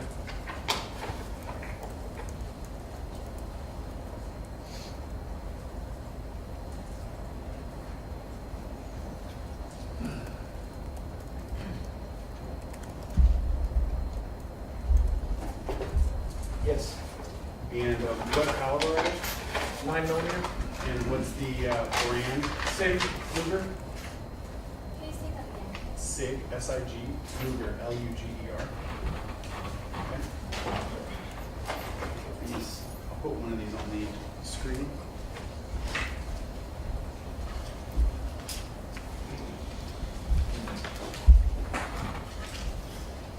So first I'm going to put up People's 41. That's the magazine, correct? Correct. Okay. And then next to it, I'll put one of the items from People's 42. That's the unfired bullet, correct? Correct, that's a live round of 9mm. Okay. And then on the bottom is where it says SIG 9mm Luger, correct? Correct. I'm going to put that back in envelope number 42, and I'll put the magazine back in envelope 41.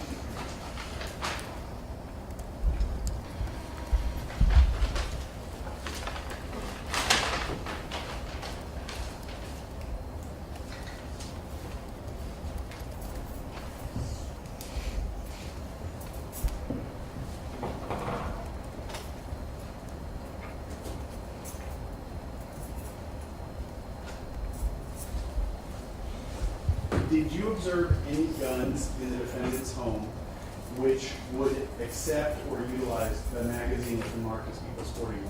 No. None that I found, none that were pointed out to me or identified by anybody else on the search team. In your experience owning firearms, specifically with semi-automatic firearms, is it common that if you own a gun, you may possess multiple magazines for that firearm? Yes. My experience, anytime I purchased a gun, semi-automatic specifically, it's come with more than just one magazine.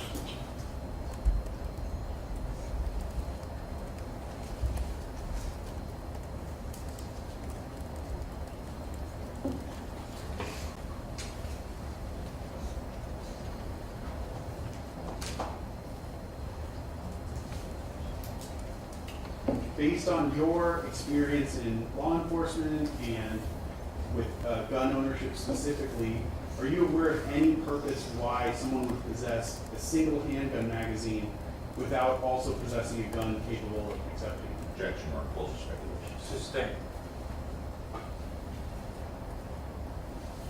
During the entirety of the search at the defendant's home, did you personally observe any fake guns, prop guns, or starter guns? I did not, and nothing to that description was pointed out to me or identified during the search. During the search, did you observe any ammunition or a prop gun, a fake gun, or a starter gun? No, I did not, and along the same lines, nothing was identified to me by any other member of the search team.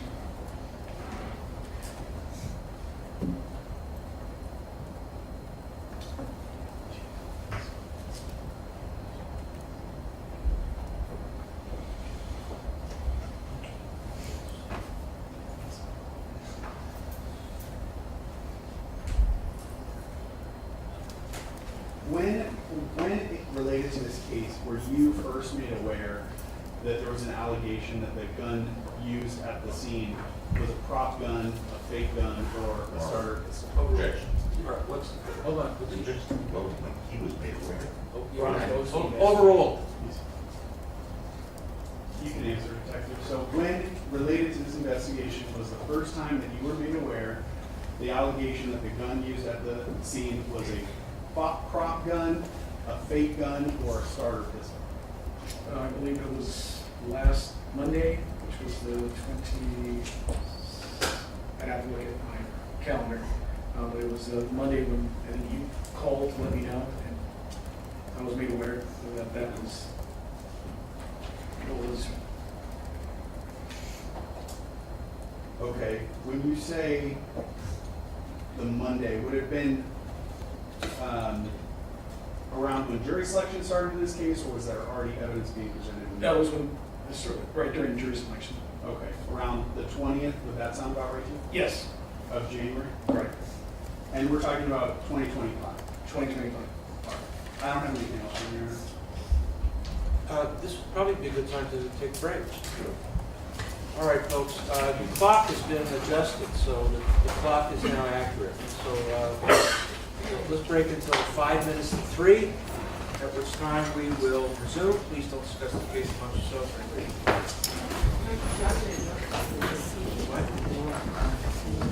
Get the in with the ladder and replace the battery. Batteries.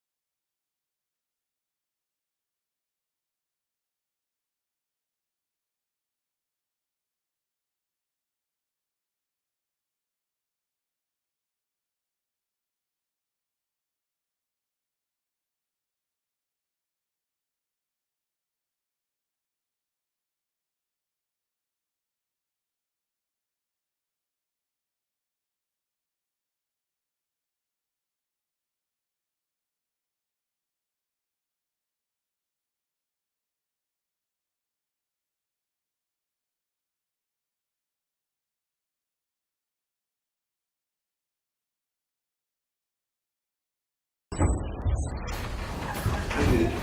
okay with that. No, not what I'm saying, but thank you. Maybe see it, thanks.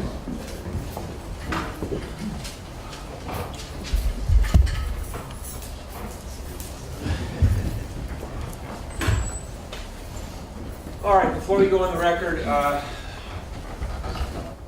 someone involved.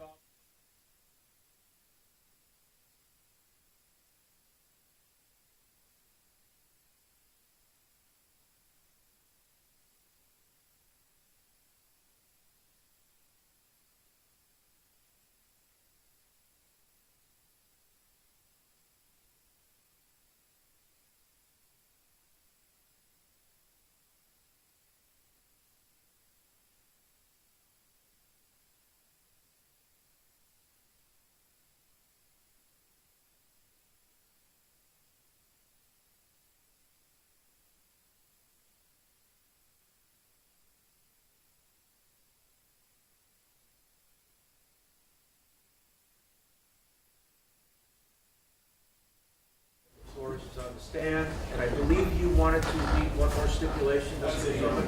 Yes, just Go read ahead. the stipulation. Stipulation number 3 regarding surveillance video from 6200 Hollywood Boulevard Business. The stipulation is LAPD Detective Frank Flores, Carlos Camacho, and Luis Zaria, along with LAPD Technical Investigations Division Technician Harry Wooten, downloaded surveillance video from the security office at the property management company for the business located at 6200 Hollywood Boulevard in Hollywood. The security office maintains security cameras on Argyle Avenue and on El Centro Avenue. The video was originally recorded between 10 p.m. on November 6, 2021 and 1 a.m. on November 7, 2021. The surveillance video contained in People's Exhibit 15 is a true and correct copy of that video. The system, video, date, and timestamp are approximately 2 to 3 minutes faster than actual time. Please do it stipulated. So stipulated by the press? Yes, sir.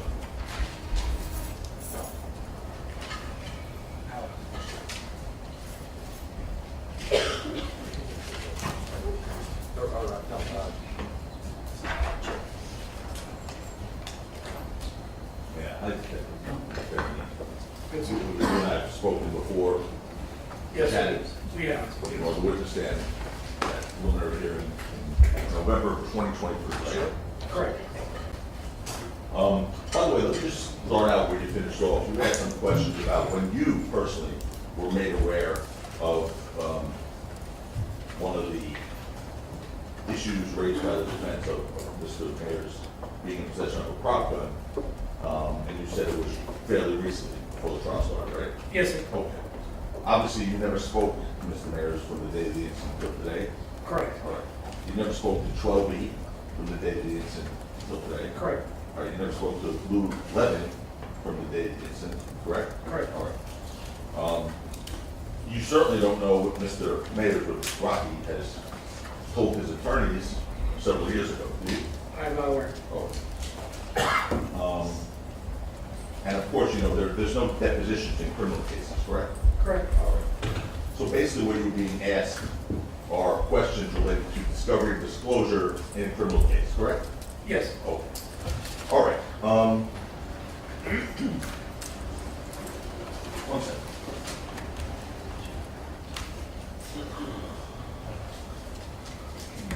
All right, sir. So you were assigned to investigate this case, I think it was November 9th November 9th. of 2021, along with detectives Macho Man, correct? Correct. And you've been sitting here in court every day at the trial watching every witness? For the most part, yes. For the most part, yeah. And as the detective assigned to this case, you're familiar with all the police reports generated in connection with this case? Yes. And because police reports are relied on at hearings and trials like this one, as a case detective, you want to ensure that those reports are as complete and accurate as possible, right?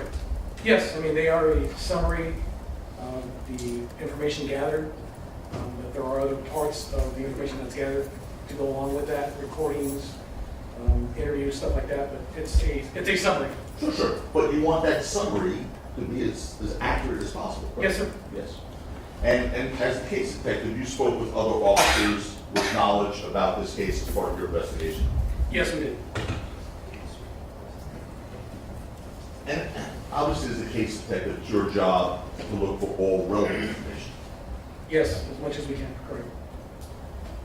For example, you reviewed and retrieved the video recordings pertaining to this incident, Correct, we some of did. which we talked about and just seen, correct? Yes, sir. All right. 1616 East Belmar is one, right? Yes, 6200 Hollywood, is it Hollywood Boulevard? yes, Hollywood Boulevard is another, yes, sir. correct. And you retrieved the East Belmar video on November 9th, 2021. That's correct. Okay, and the Hollywood Boulevard video, I think it was a few weeks later, November 18th. I believe that is correct. Now, on November 8th, 2021, law enforcement received 2 9mm Luger shell casings from Mr. Ephron. Correct, per the initial crime report, yes. Yes. And those shell casings were submitted to the fingerprint analysis lab about 2 weeks later on November 21st, 2020. I believe that's when they were tested, yes. You're familiar that the fingerprints can typically be left behind on bullets when they're touched and loaded in a firearm, right? There is always a possibility anything that's touched can leave a fingerprint trace behind.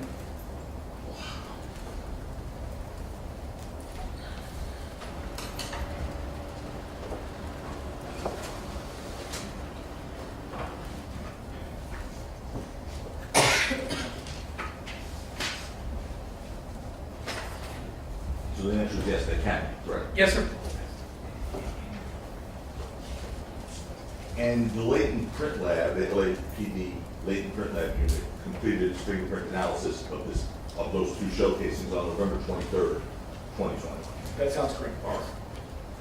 And after examining the casings provided by Mr. Ephron, law enforcement lifted exactly 0 fingerprints off them, correct? That's correct. 0 prints were lifted. So there were no fingerprints of anyone on those shell casings. That's correct. On April 20th of 2022, so we're fast forwarding a little bit, you secured a search warrant to obtain DNA swabs from Mr. Mayers. Correct. That was included in the search warrant for that date that it was executed. Right. And in order to obtain that search warrant, you swore to a judge that DNA from Mr. Mayers was clearly necessary for analysis for probable cause purposes as well as evidentiary purposes. Yes, to include potential evidence that could be in custody or that could be collected at some point during the investigation. A comparison can be made. If any evidence that we have or collect along the way can be compared to. Correct. And after getting the search warrant for Mr. Mayers' DNA, you took samples of his saliva on April 20th, 2022. Yes, as part of that arrest, there were samples taken. Yes. And although you affirmed that DNA was clearly necessary as part of the case, law enforcement never submitted anything for DNA analysis in this case. Correct. We didn't collect or have anything further to compare it to, at least to this point. Correct.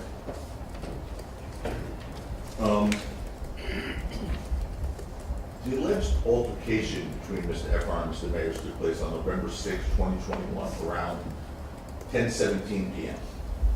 Yes, sir. In particular, Mr. Ephron claimed he was shot at the corner of East Del Mar and Selma Avenue. Yes, in that area.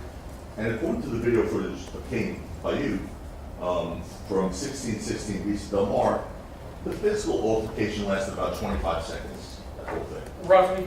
Roughly.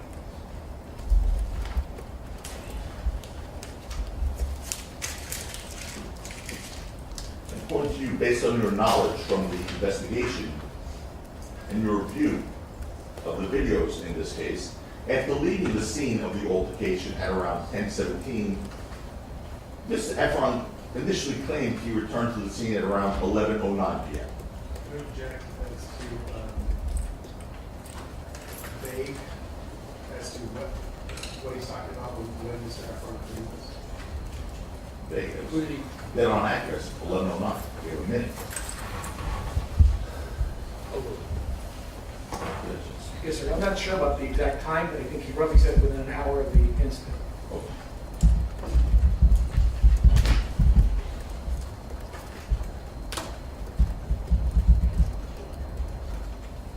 Would you agree it's somewhere around the events of that time, 1109?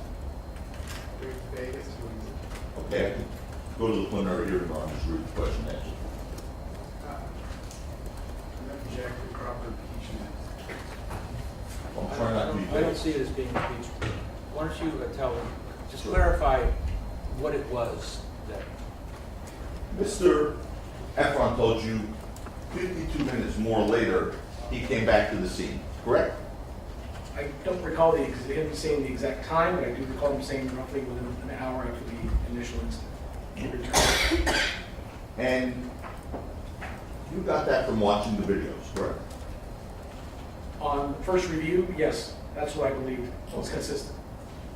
And I understand your testimony is now changed to say you don't think it's in, but initially, you certainly thought that person we saw was him Yes. at 1109, right? Yes, that was my belief. Okay. And to you at least, that was Mr. Ephron in the videos, That was my belief because it was consistent with the time frame that he provided. right? Was consistent with what Mr. Ephron told law enforcement. Correct, within the hour estimate. Okay. And that person, whoever that person was, Mr. Ephron initially said it was him, you believe it was him initially, leaves the scene at 11:11 p.m., 2 minutes later. Roughly. Object, the first part of this question seems to facts not evidence. No, it's not in evidence. all right, stop, read the question back to you.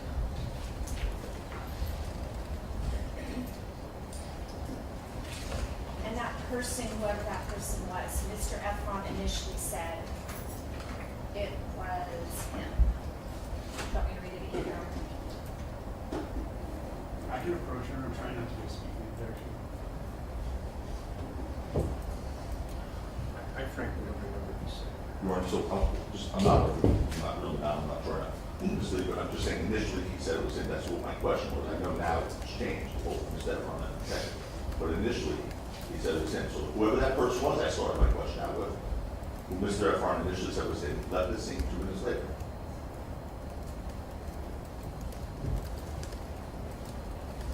I don't know if it's in evidence or not. I can't remember every single. You just said it. I would change the objection to being argumentative. If he wants to ask, did that person leave within 2 minutes, I have no problem with that. But we don't need the argumentative part beginning of that question. Your Honor, I'm not. Hold on a second, I can do this easy. Read the Did question. Mr. Ephron initially say that that was him? I don't recall if he used those words exactly.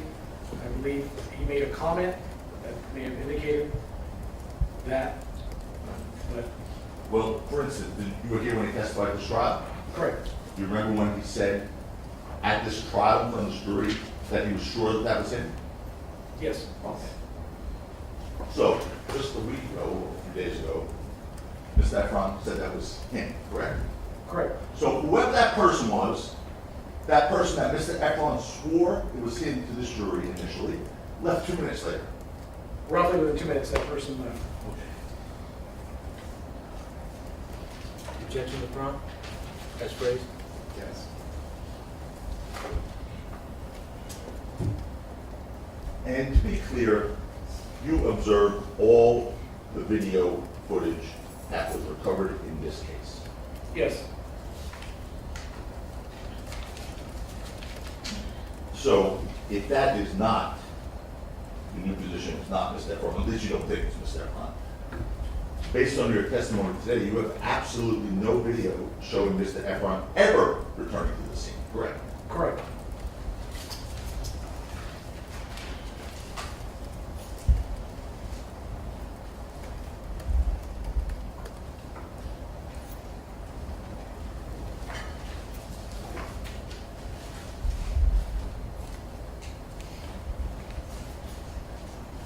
Now, amongst the video you reviewed in this case was a body cam footage, one by officers at the scene who responded that night, correct? Correct. You watched that? Yes, sir? Yes. And you are aware, before Mr. Ephron or whoever that person was returned to the scene 52 minutes later, law enforcement had arrived. Yes, And certainly before, if Mr. Ephron returned to the scene, certainly before Mr. Ephron returned to the scene, law enforcement had arrived. correct. All right. And the police arrived at the scene about 18 minutes after the incident. Yes, roughly. Okay. And there were at least 7 officers there. Yes, And while they were at the scene of the incident, 18 minutes after it ended, these 7 officers were canvassing the area. yes, they are walking in and about the area of Selma and this and the one. And you saw them on the video searching the area of the Yes, altercation. adjacent parking lot, yes, Yeah, using the flashlights, correct, looking on the ground. You saw them. yes. I know you know this answer, I'm going to ask it anyway. You know law enforcement did not cover any casings in this case, correct? Correct, the officer responded did not find or recover any cases. No officers ever covered any shell casings. Yeah. on the scene, right? No, you're asking from the radio call, the officers responded initially? No. Yes. Or any other police officer recover any cases from the scene? Only the officer at the front desk that, who took the casings. Yeah, no, my question was from the scene. Okay, no, not from the scene. In fact, they didn't locate any sign of shooting, correct? Correct. Other than the radio call, Right. But that's a call, and you heard Officer Zizzo testify, I think it's Sergeant Zizzo now, you heard him testify. A lot of people make calls or they could be misinterpreting things, correct? You heard that. yeah, I mean, there are a lot of reasons. Sometimes people are just not, don't stick around after. But in any event, you do agree that the officers who arrived 18 minutes later didn't locate any sign of shooting. That's correct. And despite that, as shown on the video, after the police left and Mr. Ephron returned to the scene, he supposedly located the shell casings by himself without a flashlight within minutes. I believe he said he used the light on his phone and he located him. Within minutes. Yes, You were in this courtroom when Mr. Ephron testified that this individual named 12E had a knife during this incident, right? yes, And you're familiar with a summary investigative report related to this case dated August 5th, 2022, sir? Yes? yes, I am. And that's a collective sort of prior statements and a summary of the investigation overall. That is a specifically, that was a filing summary. And that's what you use to file the case with the district attorney's office. Correct. All right. So obviously, in that report, you certainly wouldn't want there to be any accuracies, right? Correct. All right. It just, as it relates to the crime, yes, correct. That's related to the crime. Yes, sir. Your name is on that report, right, sir? My name is on the report. And what you wrote in the last line, the first page of this report, the collective statements, is that the victim observed Yulunga, meaning ASAP Hills, was armed with a knife. Did you write that? I didn't author this report. Okay. Is it in that report? It is in that report. Okay. So some police officer wrote that. Yes, Who, do you know? I who? believe that was my partner, Detective Concha. Where'd he go? He used to be there, right? He was in the back, he went to property. He's gone. But he was there. The guy was Yeah, there. yeah, he's been here. He's Correct. running. And it was brought to your attention during the preliminary hearing on November 20th, 2023, that this report said Mr. Ephron identified ASAP Hills as the one armed with a knife. We discussed that in the preliminary hearing, sir. Yes, sir. Okay. And if you thought that that report was inaccurate, you certainly could have asked for that to be changed at any point, correct? Yes, sir. I mean, but honestly, yes, that was a mistake.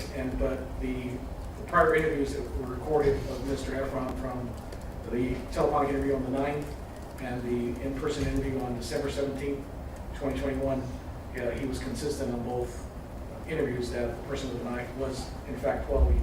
The report prepared for that August filing, there was an error and it did indicate the wrong person. That is correct. Well, as I just asked you, if you thought that report was inaccurate, you could have asked that that be changed, correct? Yes. And you never did? No, I mean, I answered your question. I mean, the record, I think, believe, captured through the interviews is clear what Mr. Ephron said versus what our mistake was. No, it's not my question. Did you change your report? No, we did not generate another report to correct it. Correct. So, you were here obviously last Tuesday, January 28th, when Mr. Ephron testified on the record that he saw a knife being held after Rocky put the alleged gun away, correct? Correct. All right. And with regard to the knife, Mr. Ephron told police in November of 2021 that he saw the knife being held while Rocky was pointing the alleged gun at him, and he was yelling at Rocky, right? Correct. I believe that's the way it was described in that crime report. So while Rocky's holding the alleged gun at him and pointing it at him, he's seeing a knife simultaneously. You've seen that during that event, correct? Not during that event. While the gun is being pointed at him, he said, correct? That's the way it's described in the report, yes, sir. You also heard Mr. Ephron's testimony last Tuesday, January 28th, that he saw the knife being put away, and he then said, what the F you got a knife for? Remember that testimony last week? Yes, sir. And in November of 2021, Mr. Ephron told the police that only after he said, why you got a knife, did that knife get put away. Recall that? I don't recall that specifically, sir. I'll show you a report. Okay. It's 77 in our database. It's please follow the investigation report from November 9th of 2020.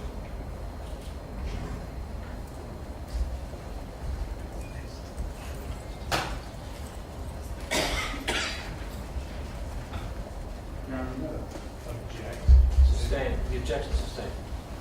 What was it, Counselor?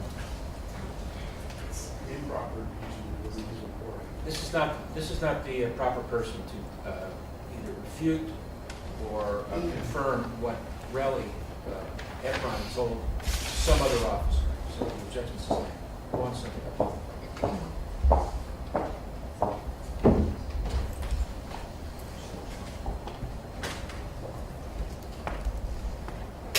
Okay, all right, I'll move on.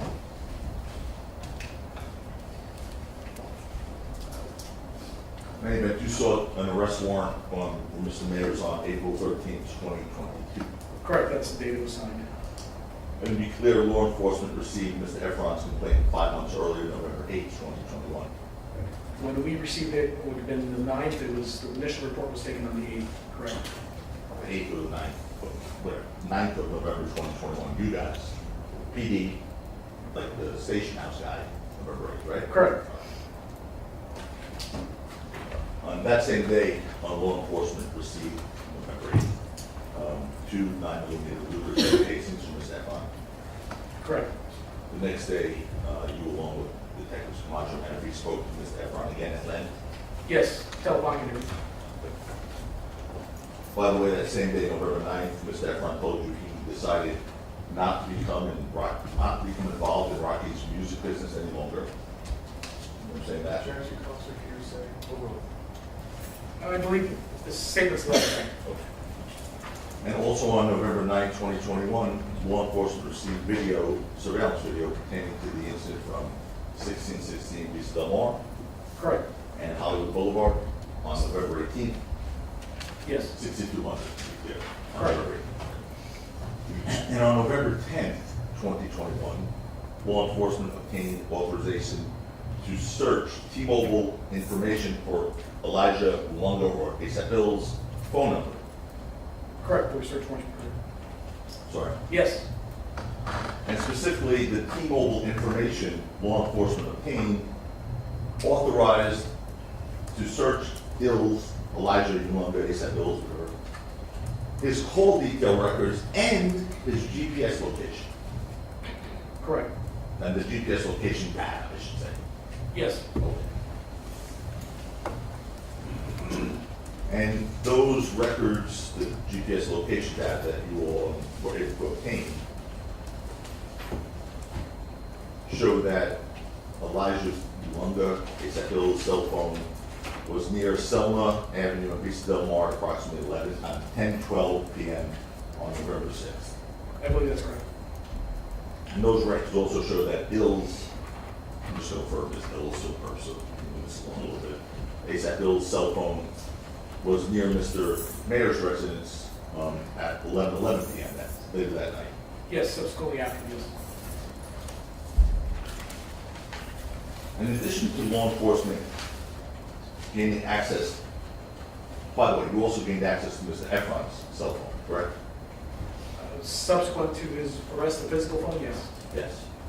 No. No, Mr. Ephron. Oh, I'm sorry. Yeah. Correct, he did, voluntarily. Right. That was in November 2020. Yes. Correct. Correct. So you had access to his phone. Yes, we did. By the way, did he mention that he had deleted any messages before you had that phone? I don't remember asking him specifically if he had. Or did he volunteer? I don't recall that it was volunteer. Oh. Particularly with the guy who was making the complaint about, this guy, ASAP Rocky, did he mention they had deleted messages between him? Correct, nothing was volunteered as far as that. And you wouldn't know to ask that, obviously, right? He was cooperative and provided his phone. Right. Analyzed. You wouldn't know to ask that, I said. I wouldn't know. Right. And the information on that phone contained Mr. Ephron's communications, as far as you knew, with Mr. Mayers, with Ills, and Twelve. Correct. And as of November 2021, law enforcement had Mr. Ephron's statement, one, correct? Correct. Cell phone records, two, yes. I believe so, by that point. Video of the incident. Some of it is correct. Well, which video did you not have by the end of November 2021? The end of November, correct. I thought you said November 17th. I thought you- No. So, because the last video you got on November 8th, right? Correct. So let's again. In the month of November 2021, you the collective police officers and law enforcement, Correct. had Mr. Ephron's statement. Yes. Yes, sir? You had cell phone records in this case. Yes. You had video of the incident, Correct. and you had two shell cases provided by Mr. Ephron. Correct. But you still waited another 5 months until April of 2022 to arrest Mr. Mayers. Yes, I mean, there were other factors involved. Yes or yes? Yes. And during those 5 months, from November 2021 until Mr. Mayer's arrest in April of 2022, law enforcement recovered nothing else, no additional evidence to use against Mr. Mayers, correct? Correct. In fact, during those 5 months, law enforcement never contacted 12E, never tried to find 12E or contacted him, correct? No, we never were able to contact him. Able, did you try? No, I'm sorry. At that point, no. Okay. And you understood that 12E was present during the incident, obviously? Correct. Okay. We understood they were present, they were all acquainted. And obviously, he would be an important potential witness in this case. Could be. He was there, right? Yes, sir? And you testified as the case detective, it's your job to look for all relevant information, right? Correct. So to be clear, you arrested Mr. Mayers without even trying to speak to 12E. Sustained.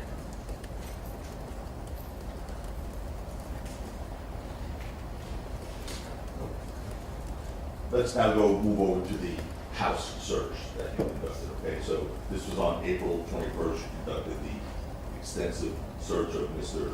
Mayer's residence, correct? Yes, April 20th, 2022. And during the search, aside from what we all saw, and we'll get into that when we ask you about those things, you also saw boxes in his residence, right? I'm sorry? Boxes, like cardboard boxes. Yes. All right, I'm gonna just show you the picture of these things. I guess we'll identify them as we go through the new exhibit to each one. Oh, these have not been marked. Correct. All right, your next exhibit is W is in William.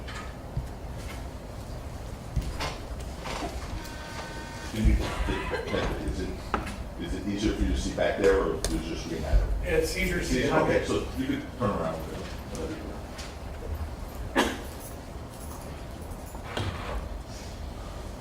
This is W drawing? Yes, W. Okay. That's one of the photos, and you see things packed in cardboard boxes there. Correct. Did you learn whether or not Mr. Mayers was in the process of removal at this point? I was not aware that he was in the process. How about the next one is?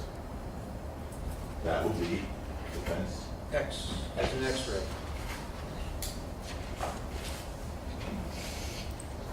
You see those boxes there? Yes, I do. By the way, can I go back to the last photo, the W, I think? Those cardboard boxes that you see in this photo, did you search those? The closed boxes, no. I'm gonna just look for, I know you said on that list. Those boxes, did you say? Correct. Oh, closed boxes. Yes, the Oh, I sealed thought you said boxes. closed, okay, closed. Closed boxes, sealed, okay. So you did not search those? No. Okay, next, please. No, the other one's lessons. Okay, this one too.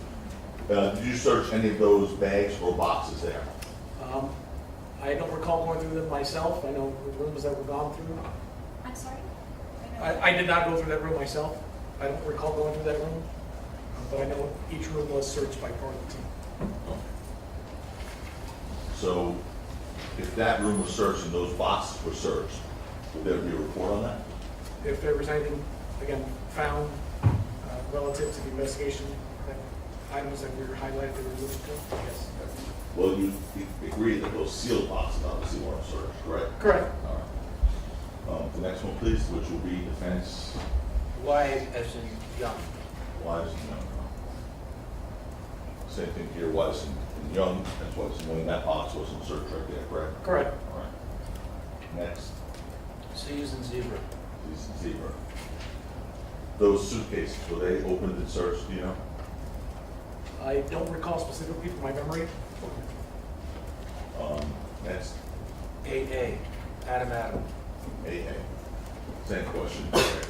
The Correct. sealed boxes were not opened and searched, correct? Correct. All right. Is that it? One more. One more. BB. There's a lot of stuff. Hold on, I got to come up a little bit. Yes. A lot of colors and a lot of things there, but any of these sealed boxes that you see in the photo there, No, sir. they were not searched.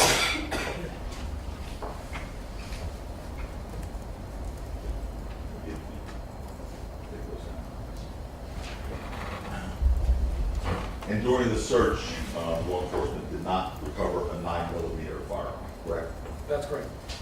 You did recover a 9mm, Glock 9mm magazine, That's correct. and it was full, correct? Yes, it was to capacity, 6 Right. rounds.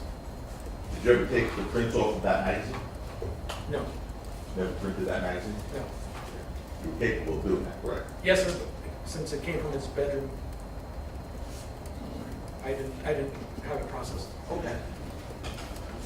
And there were 6 Sig Luger 9mm cartridges, right? In the magazine? Yeah, Yes. in the magazine, right? The 9mm cartridges were not loose or anything, No. they're inside that magazine. And that 9mm magazine, those 6 cartridges in the box, they were found in the box containing other magazines and other cartridges that were not 9mm. That's correct.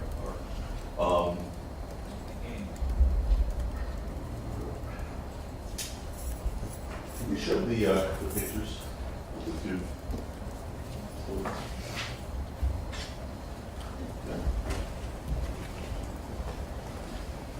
So what I'm going to do next, I'm just going to show you real quickly something the jury's already seen, but you may have seen it too then. Just the pictures of the 2 shell casings recovered by Mr. Ephron and the 6 shell casings recovered inside the magazine. Okay. So the ones on the left there, or say C. You see those? This is defense exhibit? It is, right? Okay, this is Mark going this to right? be CC, Charlie. Did we mark this one? Okay, CC, right. So the ones on the left, right there, so yes, sir, those are the Sig Luger 9mm cartridges? Yes, these are the live rounds that were recovered from the magazine or contained within the magazine. Okay. And those are different cartridges, obviously. The brand of the one on the right is what's called FC, or Federal Yeah, FC Luger Right, on the right are the spent casings, right. And SIG is the other one. and the live rounds are SIG, I'm sorry, SIG. 6 Sauer? 6 Sauer Luger. Okay, thanks. Okay. Okay. You also recovered, was it 2 rifle magazines as well? Correct.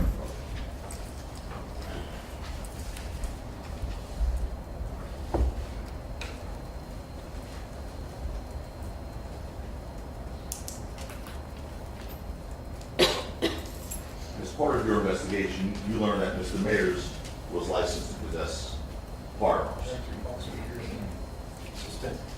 As part of your investigation, did you learn whether or not Mr. Mayers was licensed to carry firearms? Objection, Calls for yes or no. Nothing I can confirm, but I heard he did. You did, okay. And, did those two, Anything after nothing I could confirm as being non-responsive. Sustain, the answer's true. and Calls for yes. the two, the one gun, what was it called? You know the name of that 44 Magnum? Desert Eagle. Desert Eagle. Desert Eagle. That was Mr. Mayers, that was registered to Mr. Mayers. Correct. Right, registered to Mr. Mayers. Yes. Object is again, false for hearsay. Overruled. And the rifle was also registered to Mr. Mayers. Second objection. Overruled. That's correct. Okay. Meaning legally registered to him, correct? Yes, both those weapons are registered. And the other weapon, gun, whatever you call it, that was recovered was the shotgun. It was a shotgun. And that was registered to an individual named Lou Levin. I don't remember who specifically was registered to, but it was a legal. It was a legal weapon. Correct. Also, all 3 were legal weapons. Yes. And as a matter of fact, that shotgun was given back to its rightful owner before he left the scene, correct? I don't recall that it was returned before that Mr. Levy took it. That's just my recollection. Okay, it's okay. Well, what would refresh your recollection? I don't know if there's any, obviously, Mr. Levin took possession of the house when we left. He took charge of the house, so what he removed after that, I'm not aware. Okay? I'm talking about what he removed, I'm talking about what you removed. You removed the 2 guns registered to Mr. Mayers, correct? No. You're saying you left them in the house? Yes. You sure about that? Yes. So you left those 2, the Magnum and the rifle in the house? Yes. And obviously the shotgun you left there as well? Yes, those are all legal weapons. And All legal not weapons. part of what our search warrant encompasses. Okay, okay.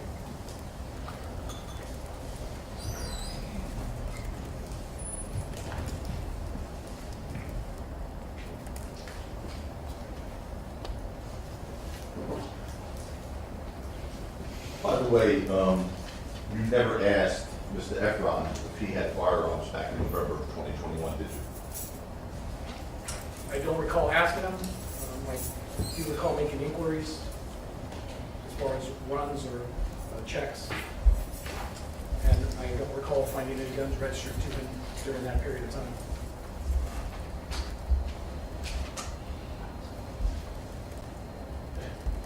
I'm going to read from preliminary hearing, page 271, lines 2 to 4.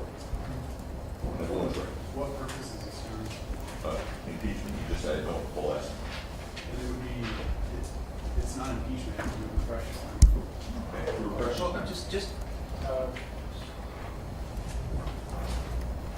Just volume 1 or volume 2?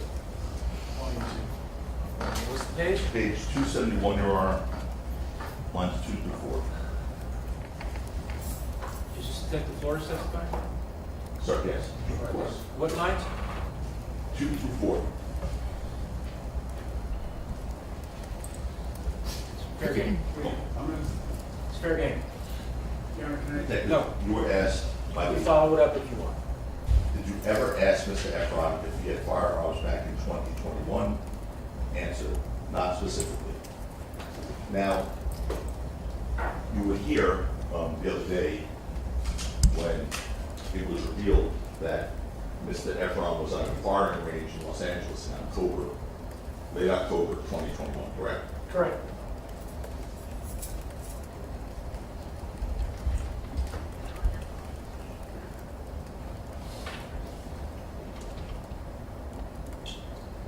By the way, the search of the house had 21 officers, more or less. More or less.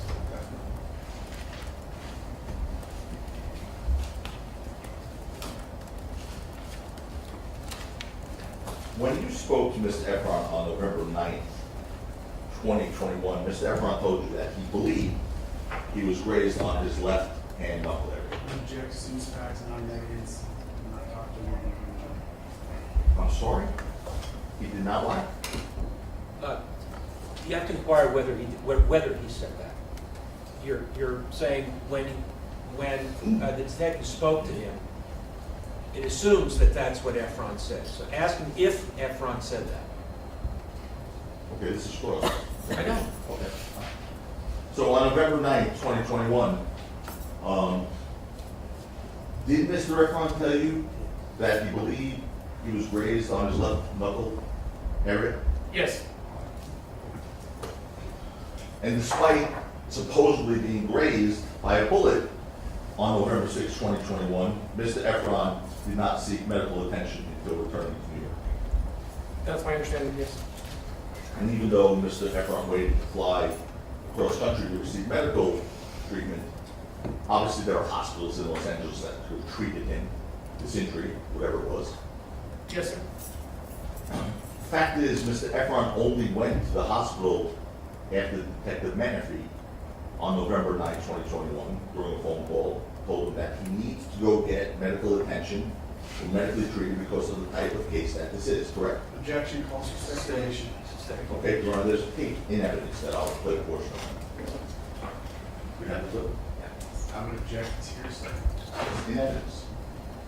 The jury's already heard, so Well, it's in evidence. technically, it is hearsay. Go on to something else. The jury's already heard it. You can play it in final argument. Okay, did you hear it? Did you hear it? I remember the comment, I remember that line of questioning, and I think I made a comment prior to that as well. Okay. And I think in the context that he was making a comment about his injury, and I think I also suggested he should get it looked at, and I think that's when Detective Menifee also made her statement. Her statement was that he needs to go get medically treated because of the type of case that this is, correct? I believe that's the context. And with regard to his statements, Mr. Ephron first reported this incident to the police, again, just to be clear, 2 days later, November 8, 2021. Correct. He didn't call 911, No, didn't go to the police on November 6, 2021. that's correct. Waited 2 days before reporting to law enforcement. Yes, sir. And when he did finally walk to a police station in Los Angeles to report it to law enforcement, he did so in person with his attorney, Brian Hurwitz. Yes. And you were here last week when Mr. Ephron testified on cross-examination that he did not recall telling law enforcement that he told an attorney, Brian Hurwitz, who told him to retrieve the shell casings from the scene. You were here, sir. Object is to relevance. You were here when he said that. I believe I was. But when Mr. Ephron reported the incident to the police, he did, in fact, make that claim, correct? He told the police that after the alleged shooting, he called attorney Brian Hurwitz, and that Mr. Hurwitz told him to return to the scene of the altercation and retrieve the shell casings. Do you remember that? Vague Sure. as to what he's talking about. Vague, Your Honor. Read it back, please. When Mr. Ephron reported the incident to the police, he did in fact make that claim, correct? He told the police that after the alleged shooting, he called attorney Brian Horowitz, and that Mr. Horowitz told him to return to the scene of the altercation and retrieve the shell casings. What's the legal basis? Vague. He's saying It is, yeah, it's just- police. it is. It's just- He told you that Brian Hurwitz, his attorney, instructed him to return to the scene to retrieve the shell casings, correct? I'm trying to recall the exact context. I know he made several calls and that he was given advice to go back. I don't remember the sequence of phone calls with Mr. Horowitz. Okay, let me see if I can refresh your recollection. I'm going to show you your report. Okay. 75, it's the August 5th, 2022.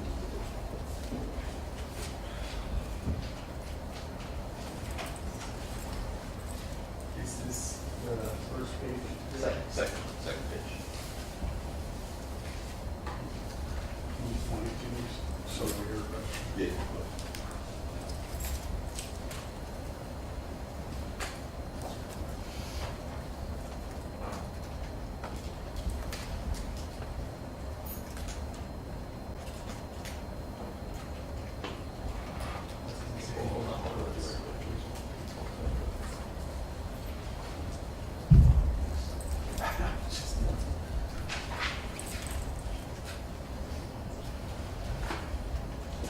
Wait, 1 second, I don't see this.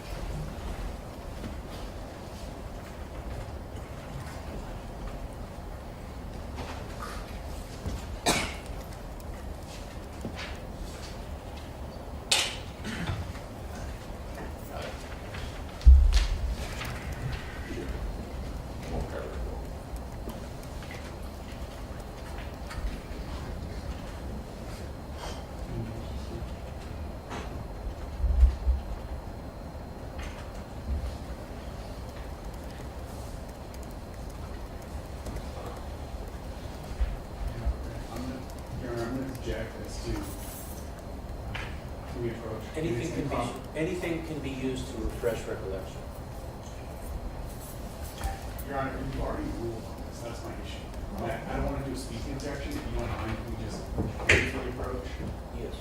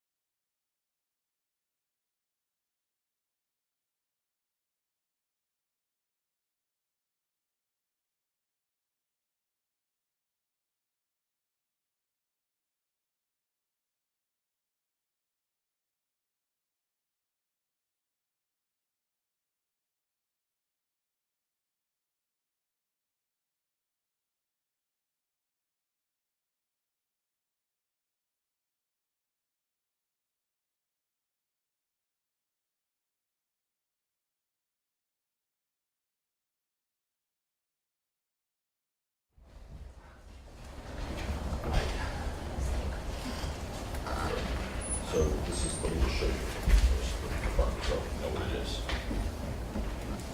Okay. Just read this part here. Read census. Just let me know. You don't mind if I have it?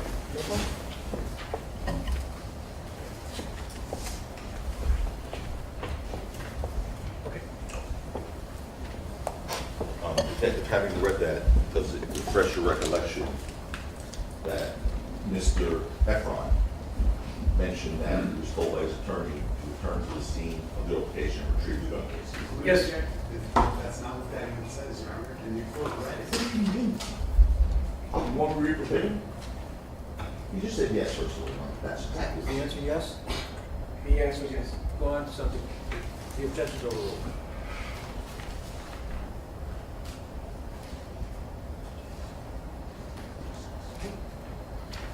Okay.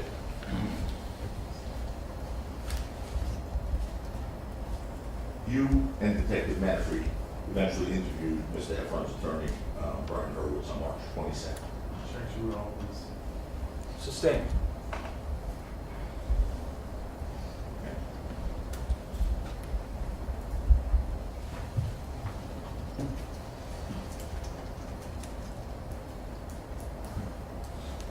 In any event, law enforcement secured Mr. Ephron's phone records from the night of the incident, November 6, 2021.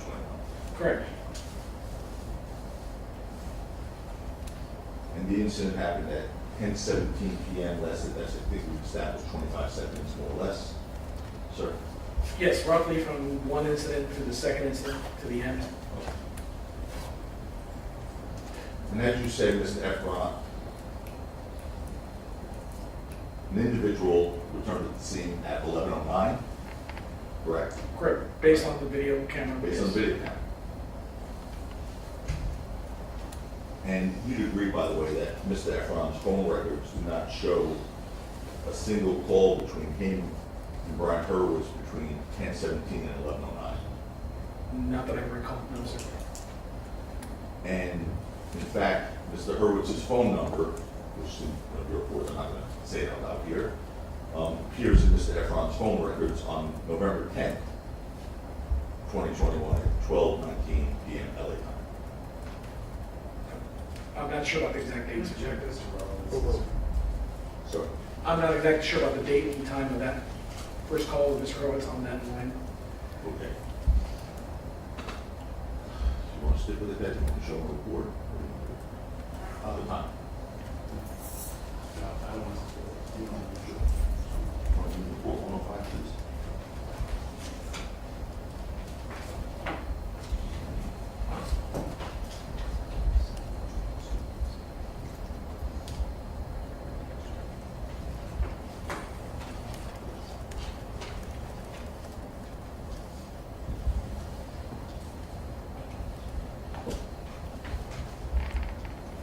Let me ask you this, see if I can speed this along. Do you remember, in search of Mr. Ephron's phone records, there not being a call to Mr. Hurwitz until a few days later? I recall some point after, yes. After? Correct. All right, that's, you know what, that's fine. At least directly, that showed up directly. But certainly not on November 6th, going into the morning of November 7th. Again, nothing directly. Directly as opposed to indirectly. A three-way call, somebody, three-way call, anything like that. Did you see any indication of a three-way call on the phone records? I don't know that it would necessarily reflect three-way calls, just a direct call to somebody. But again, not that I'm aware of until after. Well, did you see any calls between the time of the 10:17 and 11:09, for example, on the Ephron's phone? I don't recall seeing any calls during that time.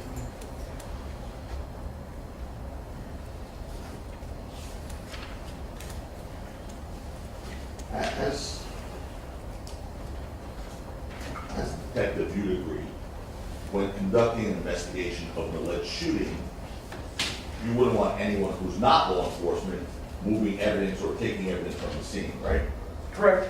Because that could tamper with and hinder your investigation. It can.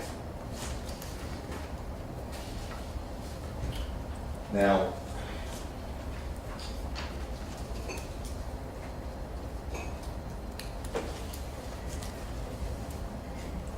you interviewed Mr. Ephron's girlfriend, correct? Correct. Ms. Parker? Yes. You never took Ms. Parker's phone? No. Okay. So therefore, obviously, you never examined it to see what texts or calls have been made from it. Not from her phone, physically, no. You said you saw the videos in this case, Yes. all of them? Yes. You never saw a video with Ms. Parker returning to the scene? None that were collected, no. And I want to ask a question, but I'm not one more out of the court's ruling, and it's a question that would be prejudicial to them if I asked it and you. All right, why don't you come on up, off the record, let me know what it is. Yeah.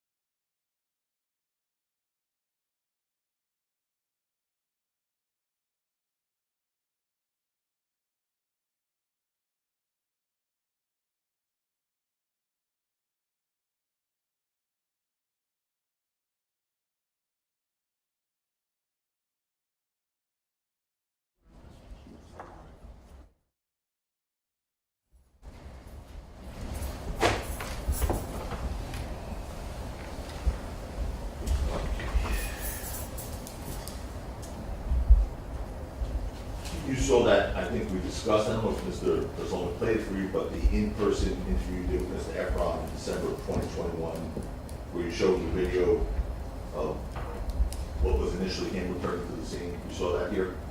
Correct. Okay. And when he was watching the video, he said initially that was him, correct? Yes, that's what, I mean, he indicated by the form of question. You're talking about the interview on December 17th? The interview on December 17th regarding the person returning at 11:09. Correct. You said that was him, right? That was, again, what he was indicating in the form of his questioning.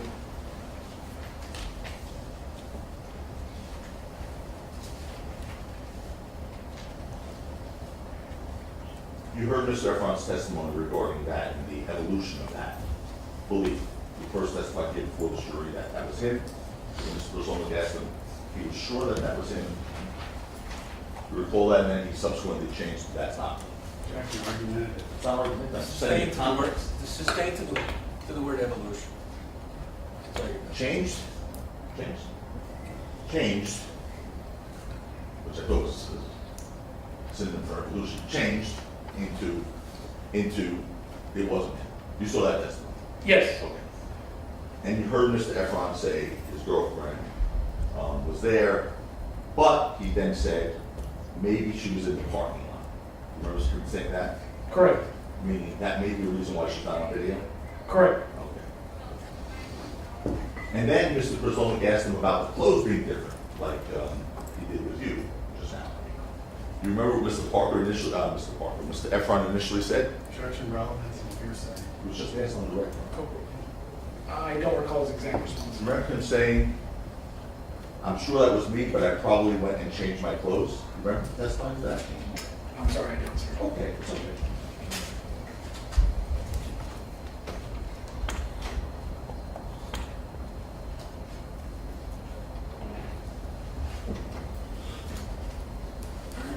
During your in-person interview with Mr. Ephron on December 2021, you asked him why he continued to follow Mr. Mayers if he knew he had a gun, right? Yes. Because according to you, you told him that would seem to be an odd thing to do. Yes. Okay. And when you asked him that, why did he continue to follow Mr. Mayers after seeing a gun? Mr. Ephron couldn't give you a clear answer. What he said was, I don't know why. Objection argumented in here. The first part of the question is argumentative.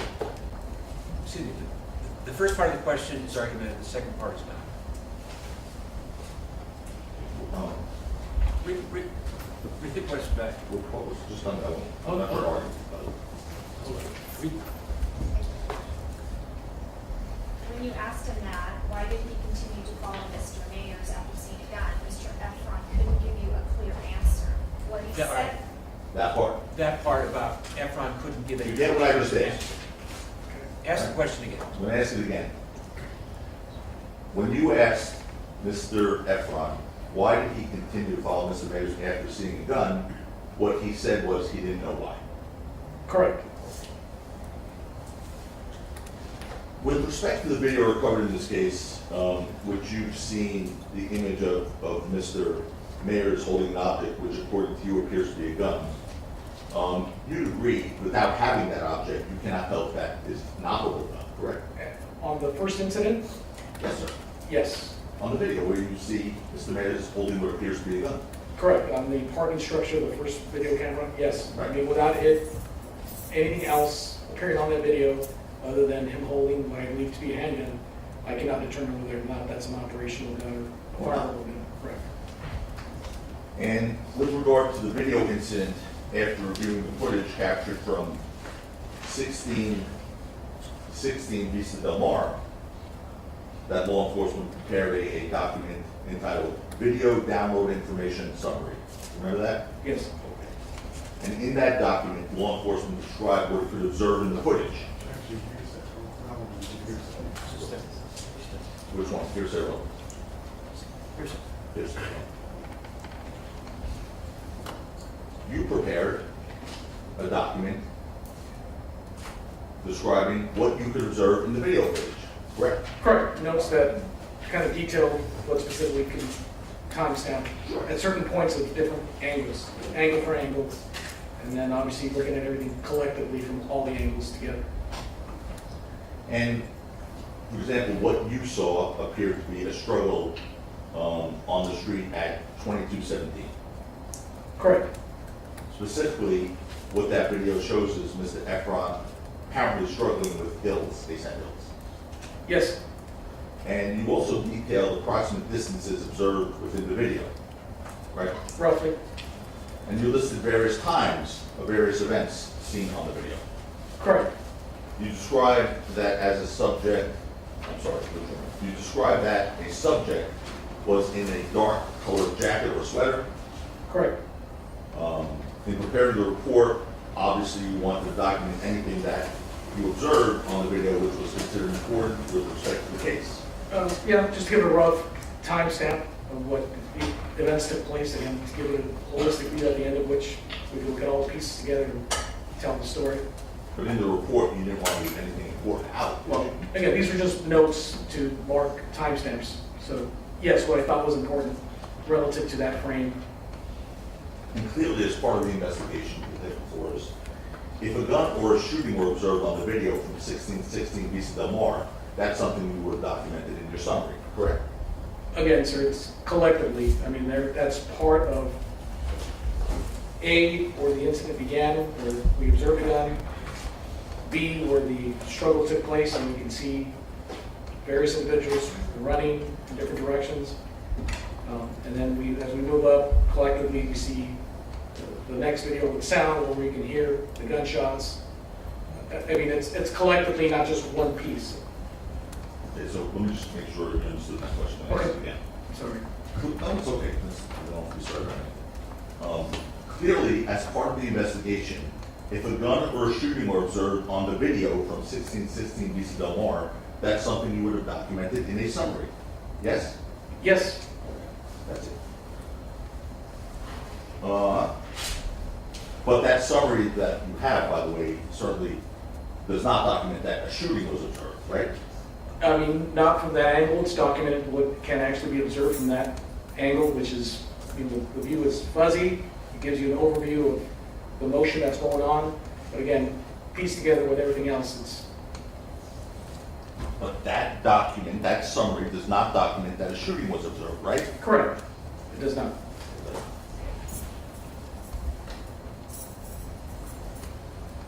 In fact, that summary does not even document that a gun was observed in the video from 1616 East Del Mar. Correct, that first name is correct. So you agree there's, in the video, from the video, there's no evidence in the video from 1616 East Del Mar that an actual gun was being discharged, correct?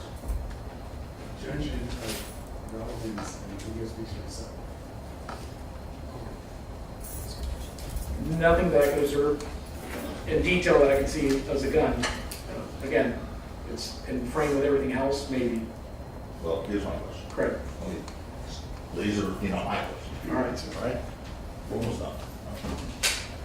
You agree from the 1616 Visa Del Mar video, that's it, that video, the one that shows the whole struggle and all the other stuff, right? You agree that there is no evidence from that video of an actual gun being discharged, correct? Correct, from that view by itself, no. The sequence surveillance video that you put together overlaps video from the 1616 Visa Del Mar video with the audio from the 6200 Hollywood Boulevard video. Correct. All right. And that's the People's Exhibit 15, is that right? It is, 15, okay. And you did that, right? You basically overlapped the video from 1616 Visa Del Mar that had no audio, right? Correct. Okay. And the audio from 6200 Hollywood Boulevard. Correct. And you put them together. And you agree that the 1616 Visa Del Mar video, you just said this doesn't have any sound, but the video from 6200 Hollywood Boulevard does. That's correct. So you overlapped the videos from each location, trying to show when the shot would have occurred during the 1616 Visa Del Mar video. Correct. Okay. Of course, if the overlap detected is off, even by a fraction of a second, the shot would not have occurred during the precise moment shown on the overlap 1616 Visa Del Mar video, correct? Correct. And with regard to the 6200 Hollywood Boulevard video, you extracted 3 sets of videos from 3 different cameras maintained by the business at that location. Correct. And it's been stipulated, you heard of that, we agreed Yes, sir. on something. It's been agreed that the date and timestamp on the 3 cameras from 6200 Hollywood Boulevard are approximately 2 to 3 minutes faster than actual time. That's correct. Okay. And the reason the cameras are approximately 2 to 3 minutes faster than actual time instead of the exact amount is because each camera's off from an actual time by a different amount. Yes, sir. I mean, it's not unusual when we collect video. Yes, it's unusual. Okay. I'm saying the reason that you're using a range of 2 to 3 minutes as opposed to 2 minutes and 4 seconds is because each of those cameras is off from actual time by a different amount. Yes. For instance, on camera 1, you hear the first shot at 10, 15, 53 seconds. Hold on before we play it. We have to mark this. This is the defense exhibit. Your Honor, I'm going to object as to this states the stipulation. That's what? What's there? He's saying the video from 6200 Hollywood was off by 2 to 3 minutes. He's talking about the business, the parking lot entrance, and the All right, why don't you two confer? If I don't need to get involved, I don't want to get involved.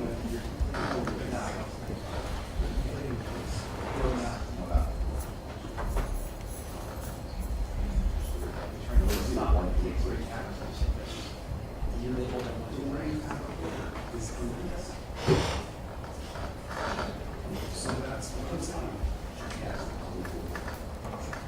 The 6200 Hollywood Boulevard. You look at that.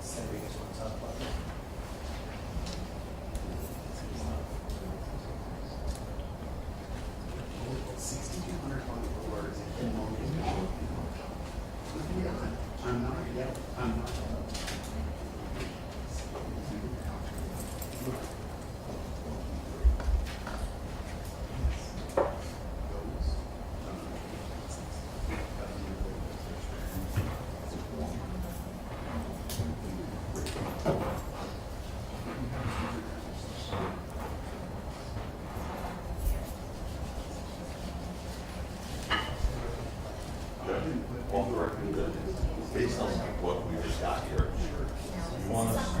Yeah.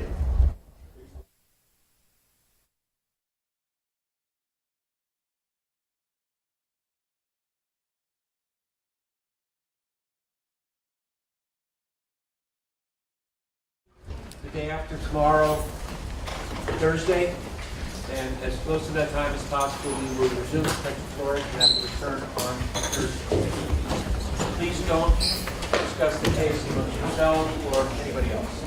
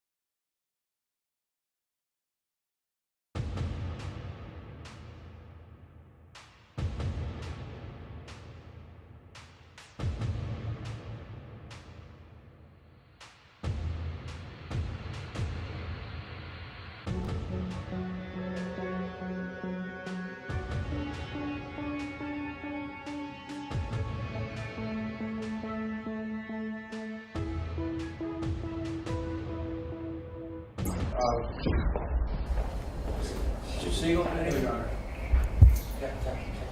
quick question, not argument, quick question. Just procedurally, because sometimes I feel like I'm in like twilight zone. The exhibit 39, I cannot object. It was displayed to the jury before we put in evidence. Is that procedurally how we do this here? I mean, this was put on the That easel. says 6 photos. Yeah, no, I know, but they were displayed to the jury before the witness identified them, before they entered. Is that, I'm getting an object, right? So I plead an objection, I'm objecting, I'm asking procedurally, is that okay? I'm not making an objection. All right. Yes, Is what sure. okay? 39, exhibit 39, for example, these. They will put up on the screen, whatever it is, any exhibit, doesn't matter what it is, right? This. They will put up on the screen before they were shown to the witness, they were just put up on the screen. Weren't they shown to Detective Flores while he was on stand? No, they were shown to Detective Flores like this, so the whole jury saw them also. Again, I didn't object. They're not controversial. What's the problem? I don't know what's the problem. It's a question. Can we do this too? Yes. Wait, first of all, not only did I show them to counsel immediately before I put them up, I showed them I showed them to Mr. Takapina, Mr. Siegel, and the defendant himself to make sure You did it very didn't have nice. anything in So there. you both can't speak at the same time. Well, to get him Johnny, I'm not arguing. Just to make sure there was nothing in there that he found, too private to Okay, share. what So what I'm kind- saying is, I previewed this for them well in advance, so they can make any objections they want. But I maybe didn't hear the part where I'm not complaining and I didn't object. I'm asking a procedural question. Just show him the photos first. Okay, that's a joke first, and then I just throw them up here, even though the witness hasn't identified it. You can put them up there and then ask who are you gonna ask, the detective? Now, hypothetically, I don't even know, Your Honor. One of my witnesses, right, say, I have a photo of one of my witnesses. If it's not an objectionable exhibit, and a witness is on the stand and establish a foundation I can for put it right it, up. then you can put it up. Okay, so I showed them, obviously, if they see it first, they don't tell me we have a problem, I can just do that. And that's what I was asking. In New York, if I did that, I'd get remanded. If you did what? Showed an exhibit publicly to the jury before it was entered. Literally. That's what I was asking. You guys are really California mellow out We're here. a long way from New York. Yeah, you are. All right, anything else? No. May I say something on the record? Usually my house is not usually that junky. I just want y'all to know that. Let's be clear. You know what I'm saying? That's it. It was cool. Thank you, and thank you, Lieutenant. That puts a whole new, that puts a whole new light on the case. All right, we'll see everybody. Need everybody in the audience to exit the courtroom.